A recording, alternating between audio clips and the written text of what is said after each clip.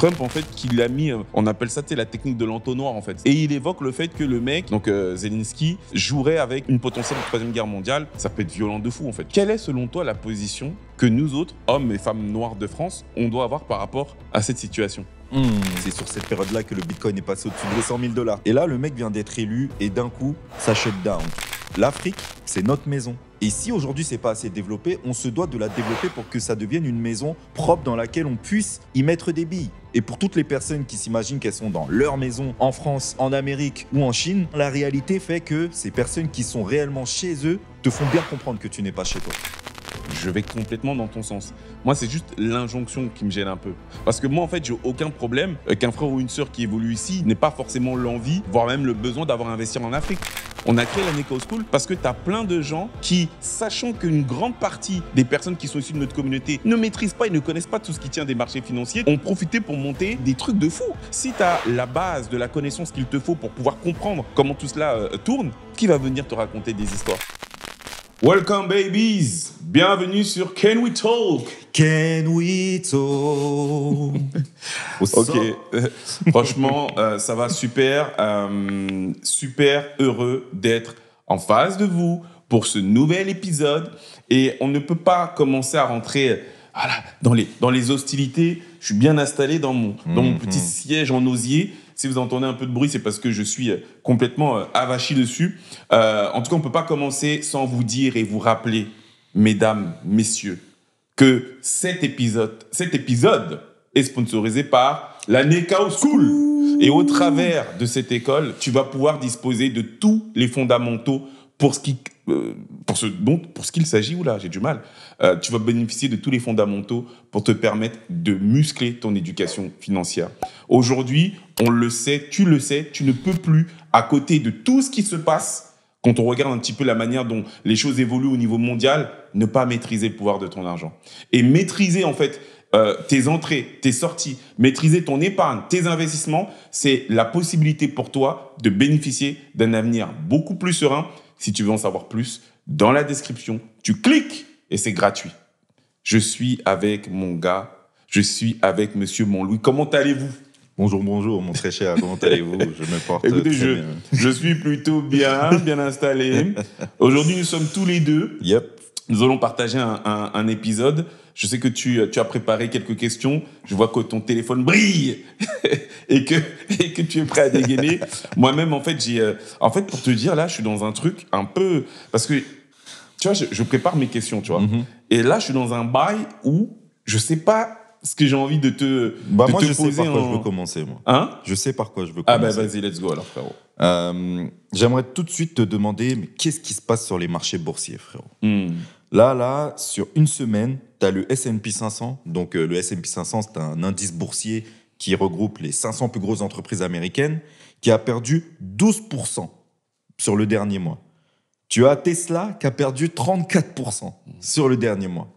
Donc, la question à se poser, c'est qu'est-ce qui se passe et qu'est-ce qu'on doit faire? Est-ce que c'est la fin des marchés boursiers? Est-ce qu'on doit arrêter d'investir dedans? Est-ce qu'on doit vendre nos actifs avant que les marchés s'écroulent? Que se passe-t-il? Alors, qu'est-ce qu'on doit faire surtout même? Ouais. Déjà, la première chose qu'il faut dire, c'est que les marchés financiers suivent ce qu'on appelle des tendances de marché par rapport à ce qu'on appelle la géoéconomie, la géopolitique. Ok. On a eu il y a quelques semaines l'investiture de Monsieur Trump et force est de constater que l'instabilité mondiale joue sur les marchés financiers. Aujourd'hui, les investisseurs ont extrêmement peur. Pourquoi? Parce que, il s'est embrouillé en direct avec Zelensky. Et qu'est-ce qu'il lui dit? Il lui dit, tu joues avec une possible troisième guerre mondiale. Et donc, là, aujourd'hui, on est dans une situation un petit peu ubuesque dans la mesure où tous les investisseurs, donc les personnes qui disposent du cash, en fait, ont énormément peur. Et donc, il y a des mouvements très importants sur les marchés. Donc, la situation, c'est un petit peu ça. Quand tu prends également, et que tu sais que, d'ailleurs, ça faisait partie des sujets dont je voulais qu'on parle, que la France se positionne clairement sur le fait d'avoir à soutenir l'Ukraine dans ce conflit qui l'oppose à la Russie. En fait, quand tu creuses un petit peu, tu te rends compte qu'ils sont tous en train d'essayer de tirer la couverture de leur côté parce que l'Ukraine, en fait, c'est un pays extraordinaire en matière de ressources, tu vois. J'avais été un petit peu regardé et on a affaire à un pays qui ne blague absolument pas, que ce soit en minerais, que ce soit en matière première, en fait, tu vois. J'essaie juste de retrouver ce que, voilà, c'est ça, purée, frérot, c'est une dinguerie. En fait, on t'explique que le sol ukrainien est d'une richesse incommensurable. C'est l'Afrique de l'Europe. Hein. C'est un truc, mais c'est vraiment ça. Hein. En charbon, en minerai de fer, en manganèse, en uranium, en titane, t'as du lithium, t'as du gaz naturel, t'as du pétrole. Même si le gaz naturel et le pétrole sont, voilà, on arrive plus ou moins à la fin d'exploitation des sols sur ces ressources-là. Mais t'imagines, frérot? Et donc, c'est aussi un endroit stratégique pour les États-Unis par rapport à la Russie. C'est-à-dire que en fait, ils vont sur les côtes ukrainiennes pour y mettre en fait des têtes. Tu vois. C'est ce qui a fait que la Russie a décidé d'attaquer l'Ukraine ouais. en disant là, en fait, ils avaient un deal de base. La Russie et les États-Unis, vous restez de votre côté, vous venez pas de ce côté-là, et voilà, pas de souci. Et comme ils ont essayé de grappiller du terrain, bah ça a causé tout ça en fait, tu vois. Et en fait, bon, tout ça pour dire qu'il y a une instabilité qui fait que les investisseurs ont peur. Et du coup, tu as la chute des marchés. Pour ce qui est de Tesla, par exemple, c'est le positionnement de notre cher Musk, tu vois. Le fait, en fait, qu'ils prennent parti corps et âme pour Trump, ça l'a séparé de tout un tas de la population. Le fait, en fait, qu'il ait des discours limite extrémistes, pareil. Ça l'a échappé. Et des gestes également. Et les gestes, effectivement, j'allais terminer par ça. Donc, clairement, pour beaucoup de gens, il n'y a pas de doute sur le geste qu'il a eu. Donc, frérot, tu as même des gens qui brûlent, tu vois, qui ont été dans des concessions Tesla pour brûler les voitures et tout, tu vois. Donc, c'est pas étonnant. Maintenant, parce que ta question, c'était qu'est-ce qu'il faut faire? La première chose qu'il faut entendre et enregistrer, c'est que quand tu regardes en fait l'évolution des marchés financiers, et c'est en ce sens que il faut vraiment rassurer les gens quant au fait d'avoir à se former. Parce que depuis que les marchés financiers existent, il n'a jamais été constaté sur une période de 10 ans une baisse continue de ces marchés. Ça n'a jamais été constaté. C'est-à-dire que tu peux avoir une année qui n'est pas folle, une deuxième année qui n'est pas terrible, tu vois. Mais en fait, tu as toujours une reprise in fine de ces marchés qui font que les investisseurs reviennent en fait, tu vois. Ça, c'est la première chose. La deuxième chose, c'est que beaucoup aussi, lorsqu'ils voient les marchés financiers, donc du rouge partout dans leur téléphone, ils paniquent, tu vois. La réalité, c'est que c'est le meilleur moment de rentrer et d'investir. Pourquoi ? Parce que, bon, on parle souvent des soldes. Nous, tu vois, pour expliquer que c'est le moment d'investir, mais c'est surtout pour expliquer que la valorisation en moins-value des valeurs en fait qui sont présentées ne représente pas la valeur réelle des actions en fait qui sont en baisse. Et donc c'est forcément le moment d'avoir à investir parce que quand ça va reprendre, on va pouvoir bénéficier d'une plus-value là à ce moment-là beaucoup plus importante. La réponse était un peu longue, mais c'était super intéressant la question. Non, ouais, mais et tu as très très bien répondu. Bien évidemment que c'est une fausse question que je te pose, mais c'est surtout parce qu'il y a énormément de personnes qui sont inquiètes en ce moment. Et je trouve ça assez révélateur ce qui se passe, tu vois, sur la nature de la façon dont les dirigeants de ce monde viennent un peu gérer cette économie et ce monde, tu vois. Donald Trump, au moment où il va être élu président, les marchés n'ont jamais été si hauts. Pourquoi ? Parce que pendant toute sa campagne, ça a monté. C'est sur cette période-là que le Bitcoin est passé au-dessus des $100. Enfin, c'était une dinguerie. Tout le monde, des $100 000. Tout le monde gagnait de l'argent de fou. Et là, le mec vient d'être élu et d'un coup, ça shut down, tu vois. Et là où, dans la presse, je trouve qu'on met énormément en avant le fait qu'il y a un boycott sur Elon Musk est en difficulté. Moi, je me demande s'il joue pas au yo-yo volontairement avec nous, en fait, tu vois. C'est pareil que ce que tu disais quand on constate que, effectivement, sur ces périodes de crise, lorsque l'on allume un peu la télé, on se rend compte, c'est allume BFM, etc., qu'il y a du rouge partout, c'est la crise. En fait, ils font tout pour provoquer de la peur chez les gens, tu vois. Et c'est vrai que la personne qui n'a pas le recul que tu as partagé avec nous, c'est-à-dire qu'effectivement, quand tu regardes, par exemple, la performance du S&P 500 sur 100 ans, sur 500 ans, tu constates que c'est une progression continue. La personne qui n'a pas ce recul et cette connaissance, elle va vendre ses actifs pour moins cher que la valeur qu'elles valent, tu vois. Et donc, moi, je me dis, est-ce qu'il se passe en ce moment n'est pas quelque chose de volontaire par rapport à ce qui va se passer derrière, ou est-ce que ça reflète le fait que, effectivement, les personnes, enfin, les individus, la masse a réellement un pouvoir et a la possibilité de réellement perturber les marchés, tu vois.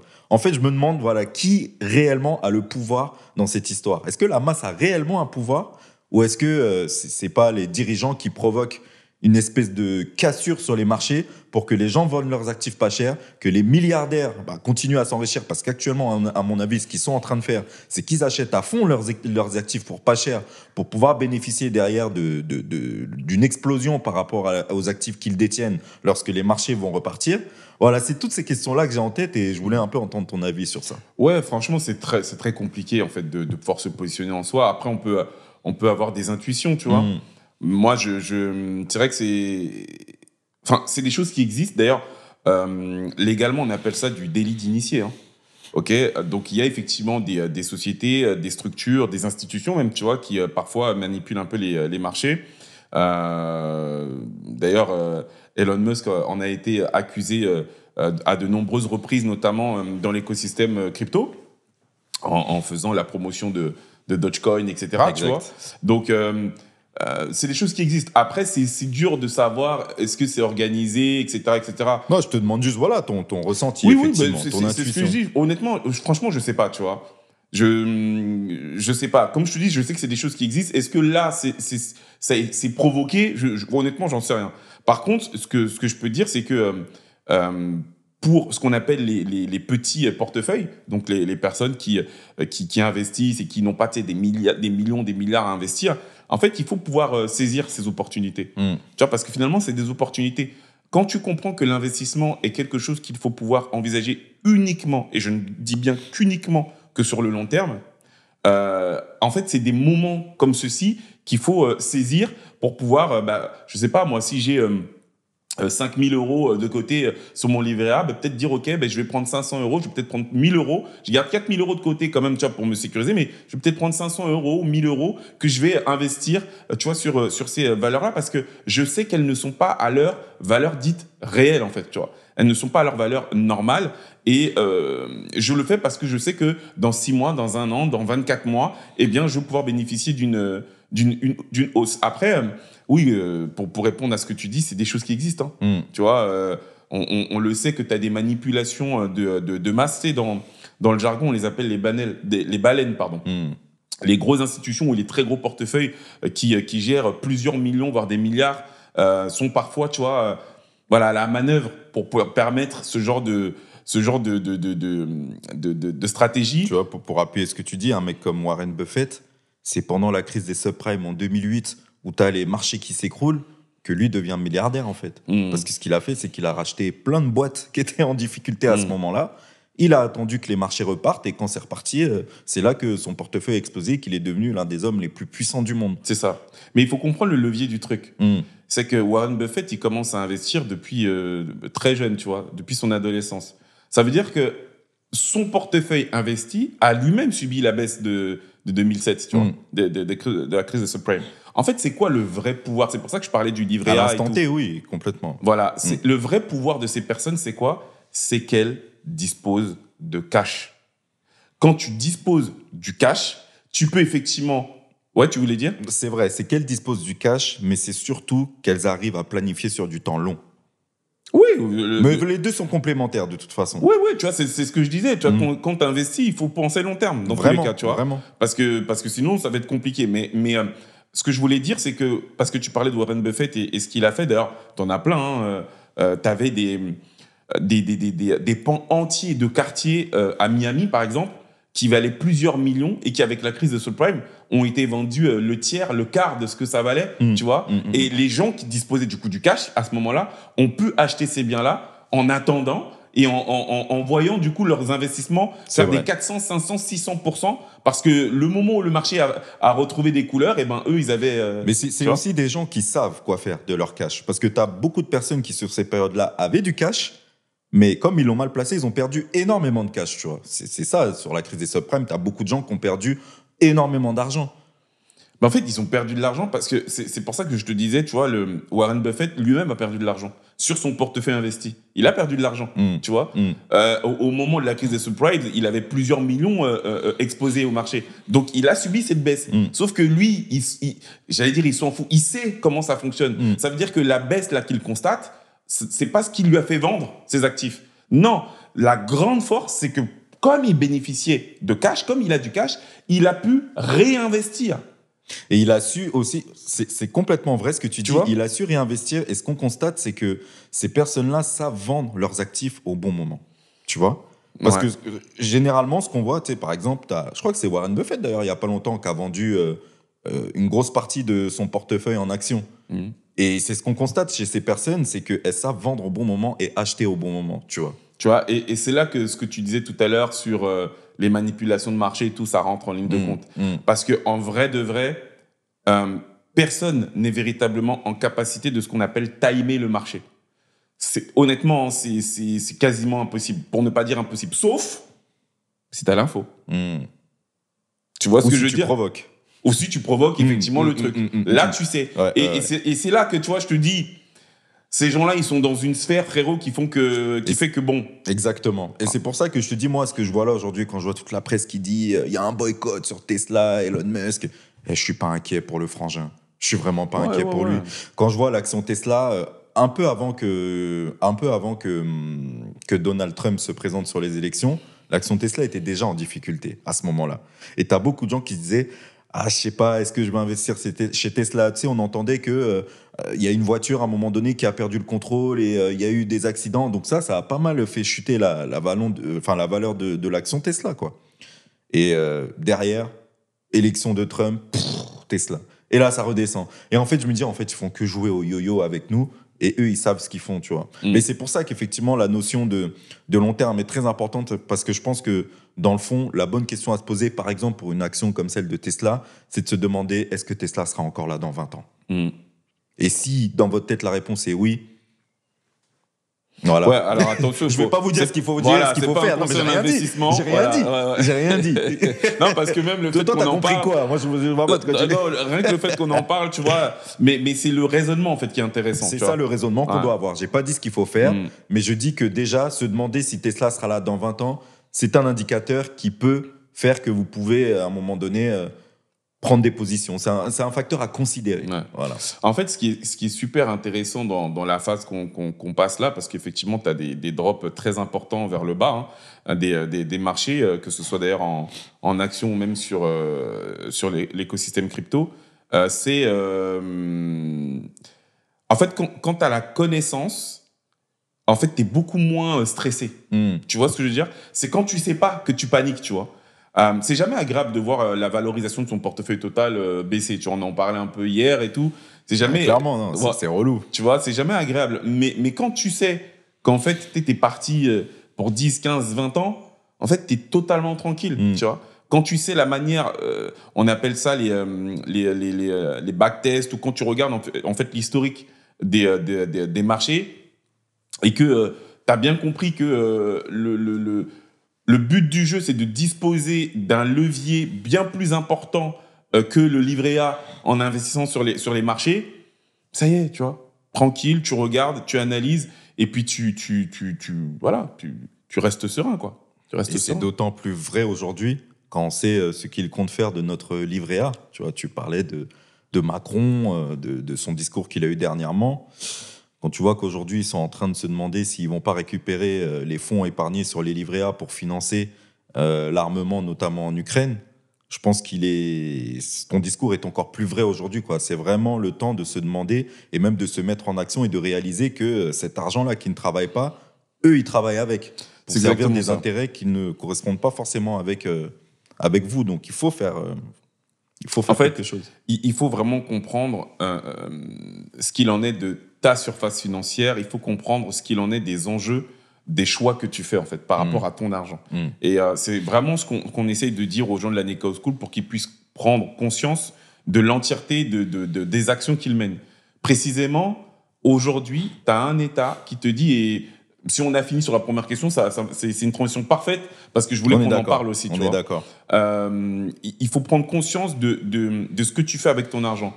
Pour être précis, Aujourd'hui, on a plus de 400 milliards d'euros qui sont dans les livrets A en France. La France, les concitoyens français sont en Europe, voire même au monde, ceux qui parlent le plus. Plus de 400 milliards sont aujourd'hui dans le livret A. Mais frérot, sans blague, sans blague, en fait. Tu vois, qui le regarde de ce côté-là pour pouvoir financer, ce serait même fou qu'il n'y pense pas. Et surtout que dans le fond, c'est vraiment de l'argent qui bouge pas, quoi. Clairement. Tu vois, donc déjà quand tu comprends que les comptes bancaires, en tout cas le livret A, est adossé sur des obligations ou sur sont adossés sur des obligations et autres, en tout cas permettant au bon fonctionnement de l'État. Déjà tu te dis ok, mais au-delà de ça,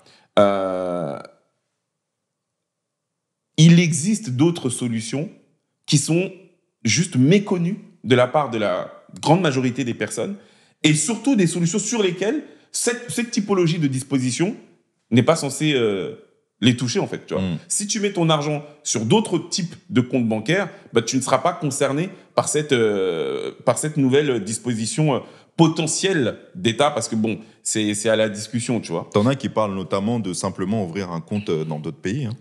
Ouais, mais en fait, tout est possible aujourd'hui. Tu vois, le monde est multipolaire, tu vois, tout est possible. Il faut juste ouvrir les yeux. Moi, je voulais t'interroger là-dessus parce que, comme je te le disais en préambule, il y a eu cette embrouille en direct avec Trump et Zelensky. Trump, c'est vrai qu'on en parle d'ailleurs. C'était une scène incroyable quand même. Tu vois, c'était complètement dingue. Trump, en fait, qui l'a mis, on appelle ça, la technique de l'entonnoir, en fait. C'est-à-dire, il lui a pas laissé le choix. Il lui a clairement pas laissé le choix. Et il évoque le fait que le mec, donc Zelensky, jouerait avec la Troisième Guerre mondiale, une potentielle Troisième Guerre mondiale, puisqu'on sait que, l'opposition donc de l'OTAN contre le duo russo-chinois, ça peut être violent de fou, en fait, tu vois. Moi, la question que je voulais te poser, c'est quelle est, selon toi, la position que nous autres, hommes et femmes noires de France, on doit avoir par rapport à cette situation? C'est Alain Foka qui développe ça assez bien dans l'une de ses dernières vidéos où il parle un peu de ce qui s'est passé. Je pense effectivement qu'il faut comprendre comment fonctionnent ces personnes-là qui ont du pouvoir sur le monde et qui... En fait, on ne peut pas se fier à la parole de ces personnes. Tu vois. Il y a encore 1 an, Zelensky était accueilli aux États-Unis à la Maison-Blanche comme un héros, comme la personne à défendre. Et aujourd'hui, on se permet de le salir publiquement. Et tu vois, moi-même, je n'étais pas quelqu'un qui défendait à la base l'idée de faire la guerre en Ukraine, etc. Mais ça m'a vraiment mis mal à l'aise quand même, cette espèce d'acharnement. C'est même pas un acharnement, c'est un... Je sais même pas une forme d'humiliation. Ouais, une humiliation publique où tu as Trump qui lui manque de respect, mais aussi tous ses associés à côté, jusqu'à tu as un mec qui vient lui dire mais pourquoi vous êtes jamais habillé en costume? Tu vois, le degré d'humiliation, on parle quand même d'un chef d'État, tu vois. Tu as des personnes... Tu sais que c'est discuté, ça. Oui, c'est discuté, mais si, ça reste un chef d'État actuellement, tu vois. Peu importe comment il est arrivé là, par rapport à ce qu'il a dit, tu as son pays qui est dans un certain contexte, et quand tu parles au président, peu importe la façon dont il est arrivé là, tu t'adresses aussi au reste du peuple. Sinon, il y a beaucoup de gens pour lesquels on va devoir se demander s'ils sont réellement chefs d'État dans le monde, tu vois. Donc, je suis d'accord avec le fait qu'on peut se poser des questions sur la façon dont il est arrivé là. Il n'empêche qu'aujourd'hui, justement, comment l'année dernière, tu peux le traiter comme un héros, et là, d'un coup, retourner ta veste à ce point-là. Tu ne peux pas te fier à la parole de ces gens-là. Et ça pousse effectivement à se poser des questions quant à nous, nos propres intérêts, quand on est noir en France ou ailleurs. Ça revient sur ce qu'on disait. Est-ce qu'on ne doit pas porter nos intérêts ailleurs? Et est-ce qu'on ne doit pas comprendre qu'il faut arrêter de subir cette espèce de bruit qu'on nous met et qui va diriger un peu nos agissements et nos façons de penser au quotidien, tu vois? Moi, c'est la question c'est plus qu'une question, c'est une certitude que j'ai maintenant. Il faut vraiment que l'on puisse se voir en notre centre et que l'on puisse développer les choses en ce sens-là, tu vois. En fait, c'est totalement la direction de la réponse que je voulais donner. Juste, les amis, si vous nous voyez des fois un peu buggés, c'est parce que notre gars là, Cédric qui est derrière la caméra, je sais pas, il se balade un peu partout. Donc moi, je suis en train de développer un propos et je vois un gars qui se balade. Donc c'est pour ça que vous m'avez vu bugger là il y a quelques secondes. Peut-être ça arrive aussi un peu au frérot, c'est parce que on est un peu déstabilisé. Il nous met dans les meilleures conditions, mais en même temps, hein. Bon. Et ouais. En fait, je vais parler de Cédric dans toutes les vidéos maintenant. Donc Un bon, gros shout-out. voilà, Fait du shout bon out boulot. au frangin. C'est la direction de la réponse que je voulais donner. Parce que, en fait, tout à l'heure, tu disais, mais est-ce qu'il ne joue pas un peu avec nous? Parce qu'on parlait notamment de la manipulation potentielle des marchés financiers. Aujourd'hui, tu as la part belle. Il n'y a pas, je sais pas, une émission, il n'y a pas une vidéo que tu vas regarder sur les principaux médias qui ne traitent pas de la question. Alors après, ça peut s'entendre aussi, parce que si on parle de potentielle Troisième Guerre mondiale, bon, il vaut mieux se tenir informé là-dessus, mais quand il y a eu cette confrontation entre Zelensky et Trump, ce qui s'est passé, c'est que je parlais de méthode de l'entonnoir parce qu'en gros, il lui a forcé la main pour lui dire, ça y est, maintenant tu t'assois à la table et on va travailler à chercher un accord de paix, tu vois. Je sais pas précisément ce que ça apporterait à Trump, ça, tu vois. Est-ce que derrière, il va discuter avec Poutine en lui disant, bon, t'as vu, j'ai quand même fait... Bien évidemment. Voilà, j'ai quand même fait le taf pour que les choses se calment. Comment on fait pour la Russie, tu vois? Comment on fait, pardon, pour l'Ukraine, tu vois? Comment est-ce qu'on s'arrange, tu vois? Tu parlais de la manière dont a été accueilli Zelensky. Il faut savoir que l'année dernière, quand tu dis qu'il est accueilli en héros, c'est Biden qui l'accueille comme ça. Oui. Trump, en fait... Mais Biden représentant d'un pays. D'accord. Là, ça veut dire que l'individu passe au-dessus du pays, en fait. Non, c'est pas l'individu en soi, c'est plus... Sa politique. Sa politique et sa vision, tu vois. Ouais. C'est que Trump, en fait, il est absolument pas là-dedans. C'est vrai, mais ça veut dire que la parole d'un président ne vaut rien. La parole d'un président ne vaut rien. Pourquoi? Parce qu'il suffit de changer de président pour que la parole et les promesses puissent changer. Mais ça a toujours été le jeu. En fait, le président qui vient après, le travail, ça a toujours été de casser ce que l'autre a fait avant. Enfin, ça a toujours été comme ça. C'est le jeu politique. Et c'est en ce sens que, malheureusement, notamment en France, les choses n'avancent jamais, tu vois. Ouais. Puisque le but du jeu, c'est de marquer de son empreinte le temps où on a été assis sur le siège, tu vois. Donc, mais c'est pour ça que je dis que même en tant qu'homme noir, femme noire, il faut comprendre que la narrative qu'on a aujourd'hui peut changer du jour au lendemain et qu'on peut pas se fier à une parole ou à une volonté de quoi que ce soit, tu vois. Non, mais c'est ça. Ce que je voulais dire, c'est même par rapport à ce dont tu as parlé, en fait, quand il est accueilli sur le perron par Trump, en fait, fait une remarque effectivement sur ses vêtements. Parce qu'en fait, le marketing va jusque-là. Zelensky, en fait, il faut savoir que sa tenue, elle est véritablement chaude. Tu vois pas qu'il est habillé tout le temps pareil. Ce mec-là, c'était un comédien. Ouais, je sais. Tu vois, initialement. C'est-à-dire que tout est pensé, tout est réfléchi, en fait. Et quand Trump lui dit ça, c'est une façon de lui dire, t'as vu ton petit jeu, là? Ça marchait avec l'autre sénile. Tu vois, j'essaye de... Tu vois, avec moi, ça va pas marcher, tu vois. Et il a fait la démonstration face caméra. Maintenant... Zelensky se sent plus ou moins la main, on lui force la main. Et au moment où il dit ouais, je veux bien pour les accords de paix, t'as une attaque de drone qui a foncé sur Moscou. À de base, en fait, l'Ukraine avait des armes dites défensives qui lui étaient octroyées notamment par une partie de l'Europe. Aujourd'hui, ils attaquent, tu vois. Alors qu'il a dit ok, je veux bien m'asseoir à la table de la paix. En gros, qu'est-ce que je veux dire par là? Ce que je veux dire par là, c'est que pour moi, la réponse, c'est un petit peu la tendance que tu évoquais là à la fin. Il faut qu'on reste concentré. Il faut vraiment qu'on reste concentré parce que le temps de cerveau disponible qu'on a, si on le donne et on se concentre à essayer de comprendre, de prendre parti, en fait, c'est du temps, c'est de l'énergie, c'est du jus comment on appelle ça, de l'huile de coude, comme disent les autres, en fait, qu'on ne donne pas à ce qu'on doit considérer comme étant essentiel.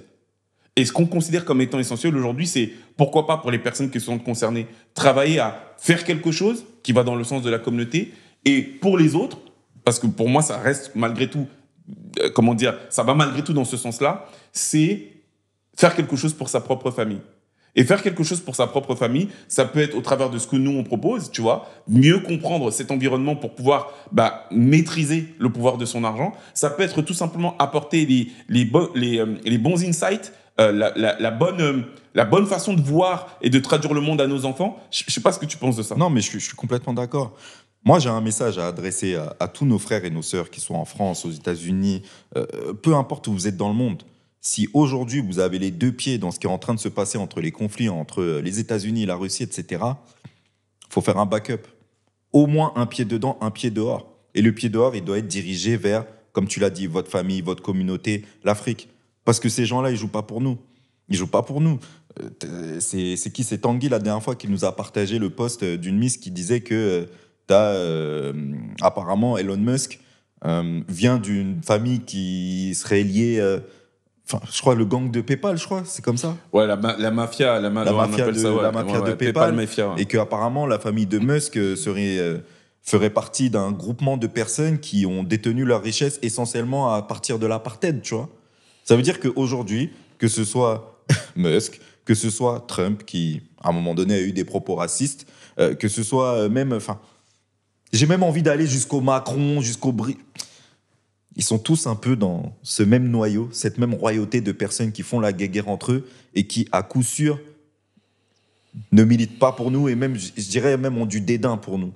Clairement, ils ne prêchent pas pour notre paroisse. Et il est temps qu'on le comprenne. Je dis pas qu'il faut être parano. Je dis pas qu'il faut, ayez un pied dedans, un pied dehors. Comprenez que ces gens-là ne jouent pas pour nous. C'est ça. Je pense que la lecture qu'on doit avoir du monde doit être une lecture qui nous permette de faire les bons choix. Et notamment sur la base de ce qu'on a dit juste avant, OK, comment j'investis, tu vois. Exactement. Parce qu'en fait, toute cette réalité géopolitique, géoéconomique, en fait, doit nous permettre en fait, de faire les bons choix et d'investir au bon endroit, tu vois. Utilisons ça pour aller de l'avant, tu vois, sur le plan financier, pécunier, et sans pour autant, tu vois, se prendre la tête à effectivement prendre parti ou quoi. Ça me mène à... Enfin, sauf si tu voulais poser une question. Si ça te mène à quelque chose, vas-y. Ouais, parce que en fait, ça fait partie également des questions que je voulais te poser. C'est que quand du coup tu comprends... Toi, tu parlais par exemple de la PayPal Mafia. Ok, donc pour faire très simple, la PayPal Mafia, c'est un groupement de personnes en fait qui ont été fondateurs ou cofondateurs ou investisseurs dans PayPal et qui, pour certains d'entre eux, beaucoup d'entre eux d'ailleurs même, ont Presque évolué tous, en je Afrique crois. du Sud et ont bénéficié effectivement de la richesse. T'en as même un, ils ont dit qu'il viendrait d'une famille de nazis à la base. Ouais, C'est des nazis qui auraient délocalisé en Afrique du Sud et qui feraient partie du groupement PayPal, tu vois. ouais. De toute façon, même cette idéologie-là d'apartheid, tu vois, tirait ses racines, tu vois, de cette idéologie-là, donc idéologie nazie, et donc on les appelait les Afrikaners, tu vois. Donc ils sont là-dedans, tu vois, ils sont là-dedans. Chaudard. Moi, la question que j'ai à te poser, c'est, t'as vu, on pousse à l'investissement. On pousse en fait les frères, les sœurs à s'intéresser à la manière dont on peut bénéficier non pas uniquement des effets dits de la consommation dus en fait aux marques en fait qui nous proposent tout le temps d'acheter leur conneries là, mais d'être dans la valorisation en achetant des actifs via des actions pour pouvoir gagner plus et donc augmenter et développer nos patrimoines. Ok. Est-ce que, au vu de ce qu'on évoque là, c'est une bonne chose à faire quand tu sais que non seulement pour beaucoup de ces fondateurs, ils sont contre nous, que certains utilisent, tu vois, le sol africain pour pouvoir développer leur business. Je pense notamment, tu vois, à Apple ou même les autres, tu vois, qui utilisent le cobalt, etc. Parce que, tu sais, en fait, ça, c'est une question... Non, mais ta question, elle est ultra pertinente. Tu vois le délire ou pas? Elle est ultra pertinente parce que, effectivement, investir dans ces boîtes qui appartiennent au CAC 40 ou au S&P 500, c'est investir dans leur boîte et c'est leur donner de l'argent. Sachant que eux ne prêchent pas pour notre paroisse et clairement, je dirais pas comment ils nous considèrent, mais on le sait, quoi. Ils ne nous considèrent pas. Donc, effectivement, la question peut se poser et on peut se demander, du coup, est-ce qu'on ne doit pas investir en Afrique? Et c'est pour ça que... on nous pose énormément la question et c'est pour ça que j'ai commencé ma phrase en disant qu'il faut avoir un pied dedans, un pied dehors. Je pense qu'aujourd'hui, à l'heure où on parle là, actuellement en 2025, pour toutes les personnes qui sont ici, il faut arrêter d'avoir les deux pieds dedans. Les deux pieds dedans, ça veut dire construire 100% de ton patrimoine dans le pays occidental dans lequel tu vis. Tu vois. Si tu habites en France, avoir 100% de ton patrimoine, par exemple immobilier en France, et 100% de ta liquidité sur du CAC 40 et sur des valeurs même américaines, si vous voulez, je ne pense pas que ce soit forcément la bonne chose à faire parce que, déjà, le monde tourne et nous, on se doit surtout de tourner notre direction et de tourner nos yeux vers le continent africain. Maintenant, un pied dedans, un pied dehors, ça veut dire tu dois avoir un peu de ton patrimoine ici parce que nous, on vit ici, on connaît les réalités d'ici, on sait les opportunités à saisir et surtout, c'est un marché beaucoup plus stable aujourd'hui que le marché africain. Si tu mets 100% de ton patrimoine en Afrique alors que tu vis en France, c'est compliqué aujourd'hui en 2025 d'avoir réellement une stabilité par rapport aux revenus que tu vas avoir. On sait très bien que quand tu gères ton patrimoine à distance, tu vas devoir le faire gérer par des personnes sur place. Ça augmente ton niveau de risque. 100% de risque sur tes investissements quand toi, tu es en train de travailler en Occident. Je pense que c'est quelque chose de compliqué à considérer. Je comprends que des personnes qui vivent sur le continent mettent 100% de leur patrimoine en Afrique parce qu'ils sont sur place pour pouvoir gérer leurs affaires. Mais pour les personnes qui sont ici, je pense qu'il faut vraiment considérer un entre-deux. Parce qu'il y a une réalité, c'est que, comme je l'ai dit tout à l'heure, actuellement, quand même, le marché, que ce soit le marché américain ou le marché français, est au niveau d'un risque beaucoup moins volatile et beaucoup moins risqué que ce qu'on peut trouver en Afrique. Donc, je pense effectivement que si on devait se fier qu'à 100% de nos valeurs, il faudrait investir en Afrique. Mais je pense que pour la sécurité de notre patrimoine, on est là, on charbonne tous les jours aujourd'hui. Il faut un peu investir dans les valeurs occidentales. D'autant plus que tant qu'on vit ici, on consomme dans ces choses-là. Et c'est à l'image de ce qu'on dit. Aujourd'hui, si tout le monde a un iPhone en main, ben, tu as le droit d'avoir un peu d'action Apple plutôt que d'être 100% consommateur. Valorise un peu ton patrimoine par rapport à la façon dont tu consommes au quotidien. Donc voilà, moi, c'est ma théorie. Je ne sais pas ce que tu en penses. Pour moi, la réponse, elle est que dans ça principalement. Tu vois. En fait, la première chose que j'ai envie de dire, c'est que chacun doit faire les choses en son âme et conscience. Tu vois. Il faut être conscient, en fait, de tout ça. Et quand tu fais la chose, tu l'as fait parce que tu as analysé tout ça et que tu fais les choses de façon volontaire. Maintenant, pour moi, la réponse, elle ne tient qu'à la dernière partie de ce que tu as évoqué. Pour moi, tu vois. Mais j'aimerais bien savoir pourquoi elle ne tient pas à la première, alors. Parce que, en fait, finalement, pour ce que tu as dit, en fait, c'est que investir en Afrique, où, comment, avec qui, tu peux pas faire les choses comme ça, tu vois. Il faut véritablement que tu puisses, en amont, faire le travail de vérification, de recherche, d'analyse pour te permettre, tu vois, d'aller... Et c'est parce qu'on parle de l'Afrique, parce qu'on est africain, mais tu as des gens, je sais pas, par exemple... C'est un petit peu moins le cas aujourd'hui, mais il y a 5-10 ans, c'était super intéressant, par exemple, d'investir à Bali, tu vois. C'est devenu l'endroit où tout le monde va, et donc, tu avais la possibilité, notamment via l'immobilier, de faire, en fait, des multiples de malades mentaux, tu vois. Mais pareil, en fait, tu vas pas investir sans connaître à quel endroit il faut construire, avec quel type de promoteur, etc., etc. Tu vois, ce que je dis alors, parce que c'est important, tu vois, que tu relèves ça. Actuellement, le marché africain est moins stable que le marché européen. Et c'est vrai que quand tu es à distance, c'est compliqué d'assurer cette stabilité. Quand tu dis moins stable, c'est-à-dire c'est-à-dire que déjà, tu n'as pas un marché boursier autant établi que ce que tu ne peux pas placer ton patrimoine aussi facilement que ça. Tu ne peux pas placer des liquidités aussi facilement que ça sur le marché africain. Mais quand je dis qu'il faut savoir diriger ses yeux vers le continent, c'est qu'à défaut de ne pas y investir tout de suite, tu dois t'intéresser. Tu vois. Tu dois te demander comment est-ce que tu peux faire pour y arriver. Et déjà, ça, pour moi, c'est faire un pas vers le fait que peut-être que si aujourd'hui, tu ne peux pas mettre ton argent sur le marché africain, il faut que tu commences à te préparer parce que peut-être que tu vas devoir le faire dans 5 ans, dans 10 ans, dans 15 ans, dans 20 ans.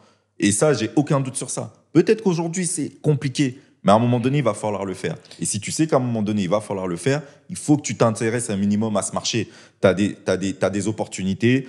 Sur Internet, ça parle d'immobilier, mais ça parle de plein d'autres choses. Je ne dis pas qu'il faut tout de suite mettre son argent dedans, mais je suis convaincu du fait qu'il faut s'y intéresser. C'est pour ça que je disais qu'il faut avoir un pied dedans, un pied dehors. Tu vois. Et c'est aussi pour ça que je parlais de conviction personnelle, tu vois. Parce que moi, et d'ailleurs, tu le sais, je vais complètement dans ton sens. Moi, c'est juste l'injonction qui me gêne un peu. Tu dois, tu vois. En fait, c'est principalement... Et je l'assume, ce tu dois. Voilà, c'est pour ça que je parle de conviction personnelle. Parce que moi, en fait, j'ai aucun problème qu'un frère ou une sœur qui évolue ici n'ait pas forcément l'envie, voire même le besoin d'avoir investi en Afrique, tu vois. Je pense que, en fait, si on me demandait, est-ce que tu penses que je dois m'intéresser, je dirais ouais, je pense que tu dois t'intéresser. Je dirais pas tu dois.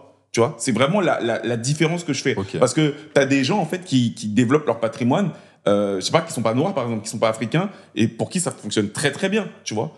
Donc, le tu dois, c'est juste ça qui me gêne. Maintenant, moi, je pense effectivement que c'est super intéressant, et notamment sur la base de ce que je viens de dire sur Bali, sans parler de marché financier, puisque c'est vrai que c'est un peu différent, encore que c'est différent pour ce qui concerne la partie dite de l'Afrique francophone, tu vois, parce que de l'autre côté, en fait, tu peux investir, tu vois, en bourse, etc., en tout cas en actions. Mais dans l'immobilier... Tu veux dire où la partie anglophone, oui, bien sûr, tu vois. Ils ont un marché boursier qui est liquide, fluide, ouais, dans lequel tu peux investir. Il est pas aussi bien fourni et établi que... Tu peux investir, tu vois. Non, mais tu peux, mais il est pas... Enfin, c'est très limité, les propositions, tu vois. Bon, moi... J'ai regardé, c'est... Bon, dans tous les cas... Surtout que tu te rends compte qu'en plus, les entreprises dans lesquelles tu investis là-bas n'appartiennent pas... aux Africains, tu vois. Moi, franchement, j'ai pas fouillé, donc j'ai regardé un peu. Je vais pas m'aventurer là-dedans. En tout cas, ce qui est sûr, c'est que l'immobilier est un vecteur dans lequel tu peux véritablement faire de belles choses, tu vois. Absolument. Donc, moi, mon propos, c'est de dire quoi ? C'est de dire que beaucoup de membres de la diaspora, parce qu'on est la 3e, 4e génération, sont nés ici, tu vois. Et la réalité, c'est que moi, en fait, ce qui me gêne, et on l'a évoqué il y a 2 podcasts, c'est, je le dis comme je le pense, hein, les gens qui se racontent une vie. T'as plein de gens, en fait, qui sont nés ici, qui sont d'origine africaine, et qui ne rentreront peut-être pas en Afrique, tu vois. T'en as plein. Et moi, ce qui me gêne, c'est les gens, en fait, qui sont dans une narrative presque... quel terme je pourrais utiliser ? Tu vois, dans une narrative qui fantasme un peu le continent, en fait, tu vois. Ça, je trouve que c'est extrêmement gênant parce que c'est très loin de la réalité.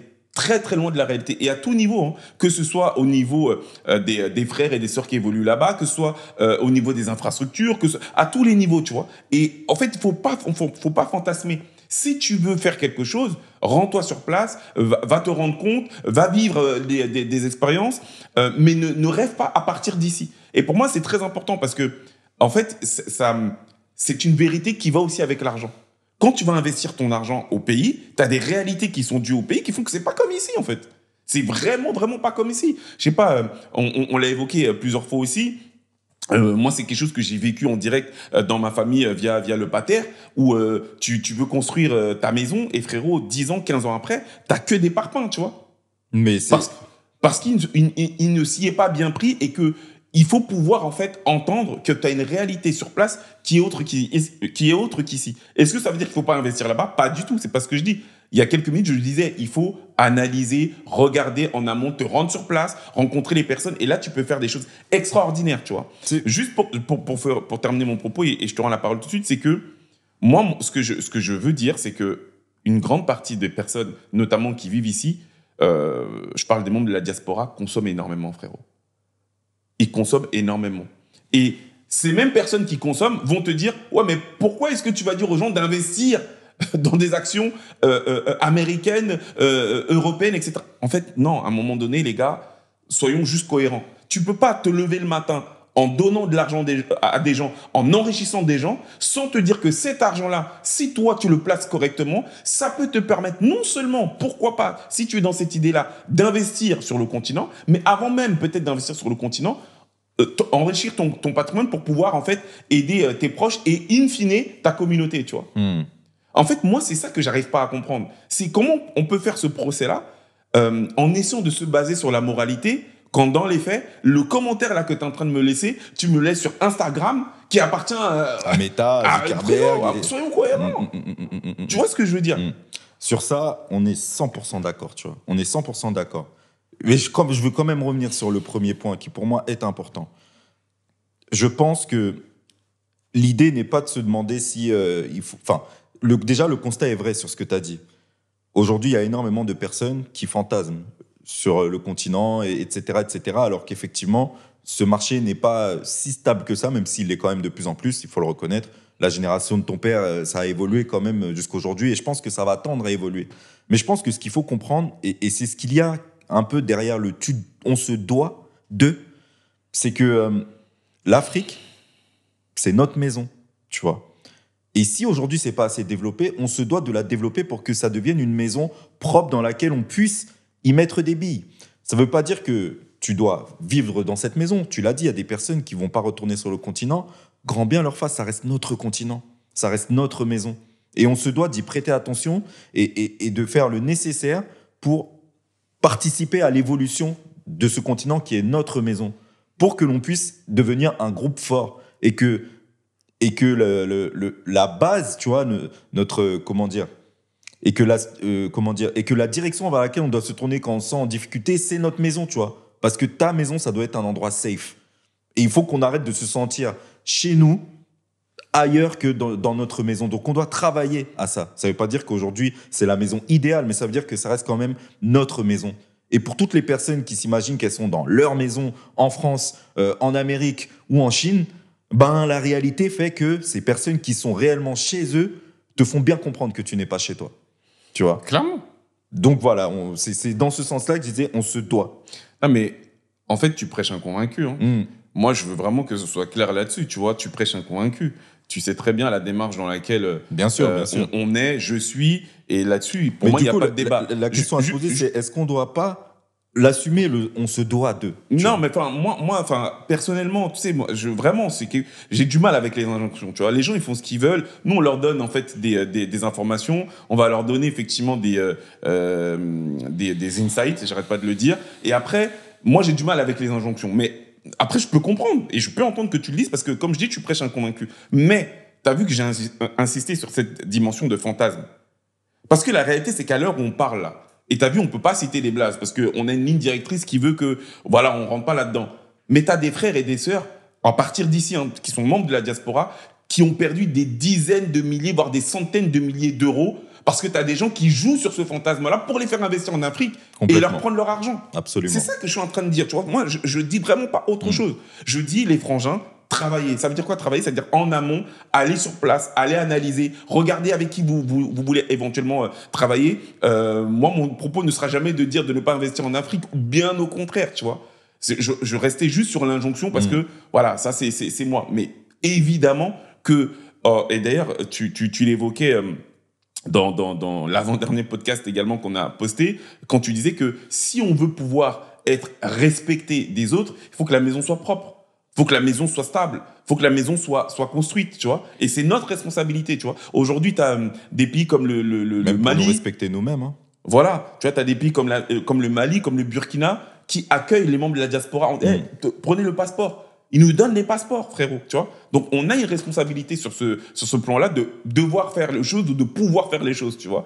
Maintenant, je dis, ne fantasmons pas, ne rêvons pas, parce que tu as des gens qui profitent. Ne donnez pas notre argent. Il y a des gens qui profitent de ça, frérot. Énormément de gens, parce que les personnes qui habitent dans la diaspora sont de gros portefeuilles. Ils ont un énorme pouvoir d'achat par rapport aux personnes qui sont sur le continent. Et c'est vrai que sur le continent, il faut le dire, il y a énormément de personnes qui sont là juste pour prendre notre oseille. Tu vois ce que je veux dire? Il faut pouvoir le dire. Et pourquoi est-ce qu'on a créé la Nekao School, entre autres? On a créé la Nekao School parce que tu as plein de gens qui, sachant qu'une grande partie des personnes qui sont issues de notre communauté ne maîtrisent pas et ne connaissent pas tout ce qui tient des marchés financiers, tu vois, ont profité pour monter aussi, il faut le dénoncer, tu vois, sans citer encore une fois de nom, mais des trucs de fou. Mais si demain, toi, tu sais comment ça fonctionne, si tu as la base de la connaissance qu'il te faut pour pouvoir comprendre comment tout cela tourne, qui va venir te raconter des histoires? Qui va t'expliquer que, ouais, non, mais t'inquiète pas, en 2 mois, je peux te permettre de faire 100%. Qui va te raconter tout ça? C'est clair. Donc, c'était juste le sens de mon message. Mais on est je trouve que... Enfin, on se connaît, frérot, tu vois, on se connaît. Je sais que dans le fond, toi et moi, on a la même essence, on a la même vision. 100%. Mais tu vois, je trouve que ces conversations sont très importantes, et notamment par rapport à on se doit. C'est le détail sur lequel, à un moment donné, je trouve qu'on a le droit de se poser des questions. À la base, je suis comme toi. Je déteste les on se doit, tu vois. Mais ce dont je me rends compte, c'est que tous les autres, une fois de plus, c'est comme ça qu'ils font. Est-ce que ça veut dire qu'on doit faire différemment? Est-ce que ça veut dire qu'on doit faire pareil? Je ne sais pas. Mais les Occidentaux font comme ça, les Chinois font comme ça, les Indiens font comme ça, je l'ai déjà dit, hein, mais eux, ils parlent de on se doit, de penser en collectif et de penser à nos intérêts, tu vois. Donc voilà, ça pousse à se poser des questions parce que j'ai vu une vidéo dernièrement qui disait que nous, les Africains, on n'est pas comme ça. On juge d'abord le cœur des gens.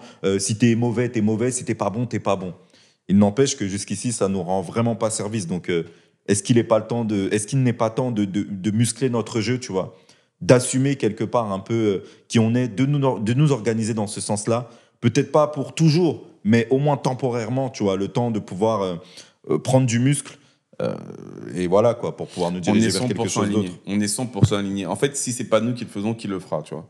Donc là-dessus, on est 100% aligné et il faut pouvoir effectivement faire le nécessaire pour être ouais, j'ai plein de messages qui sont arrivés pour pouvoir être efficient sur notre continent et au niveau mondial. En fait, il y a une tendance depuis quelque temps qui tourne autour de trouver ou de comprendre la manière dont l'homme, donc nous les hommes, tu vois, on doit être amené à évoluer. Tu sais, tu avais dans les années 80, 70-80, l'homme dit alpha, tu sais, qui était provider à la maison, qui était, s'il était chef d'entreprise, très dur dans sa manière à gérer ces hommes. Quand je dis ces hommes, c'est son personnel, tu vois. Et aujourd'hui, on rentre dans une phase où, visiblement, il y a un nouveau type d'homme, ou en tout cas est attendu un nouveau type d'homme dans son rapport en fait à la manière dont il gère sa maisonnée, sa femme, ses enfants. Tu sais, c'est cet homme qui est beaucoup plus proche de ses enfants, etc.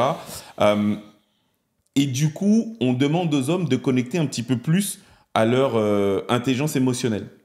Et moi, la question pour ne pas dire à leur partie féminine. Voilà, tu vois, je l'ai pas dit. Je l'ai pas dit, pour ne pas dire. Et du coup, moi, je voulais savoir. En fait, il y a deux choses. D'une part, je voulais savoir, est-ce que tu penses que c'est légitime qu'on prenne le temps d'avoir à méditer, à se questionner personnellement sur tout ça. Et d'autre part, j'ai préparé un petit quiz pour savoir si l'homme qui est en face de moi est connecté à son intelligence émotionnelle. Aïe, aïe, aïe. Ah, t'as le droit de dire, vas-y, laisse tomber. Non, dans ce cas-là, on le ferait à deux, tu vois. Avec plaisir, non, il faut être transparent, il n'y a pas de souci. Il n'y a pas de souci. Du coup, je dois d'abord répondre à la question. C'est ça, la question, c'est est-ce que tu penses que c'est véritablement une question à laquelle on doit se soumettre aujourd'hui en tant qu'homme au XXIe siècle, quoi. Je pense que oui. Je pense que oui, parce que, une fois de plus, hein, on parle tout le temps des personnes qui ont un certain contrôle sur ce monde, sur une certaine narrative, etc. Je pense qu'il y a une volonté de manipuler les peuples, et dans cette manipulation des peuples, il y a dérégler un peu le rôle de l'homme et le rôle de la femme.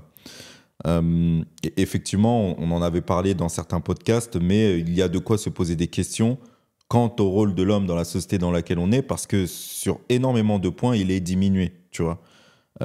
Et c'est particulier à dire parce qu'on vit toujours quand même en 2025 dans un monde dominé par les hommes.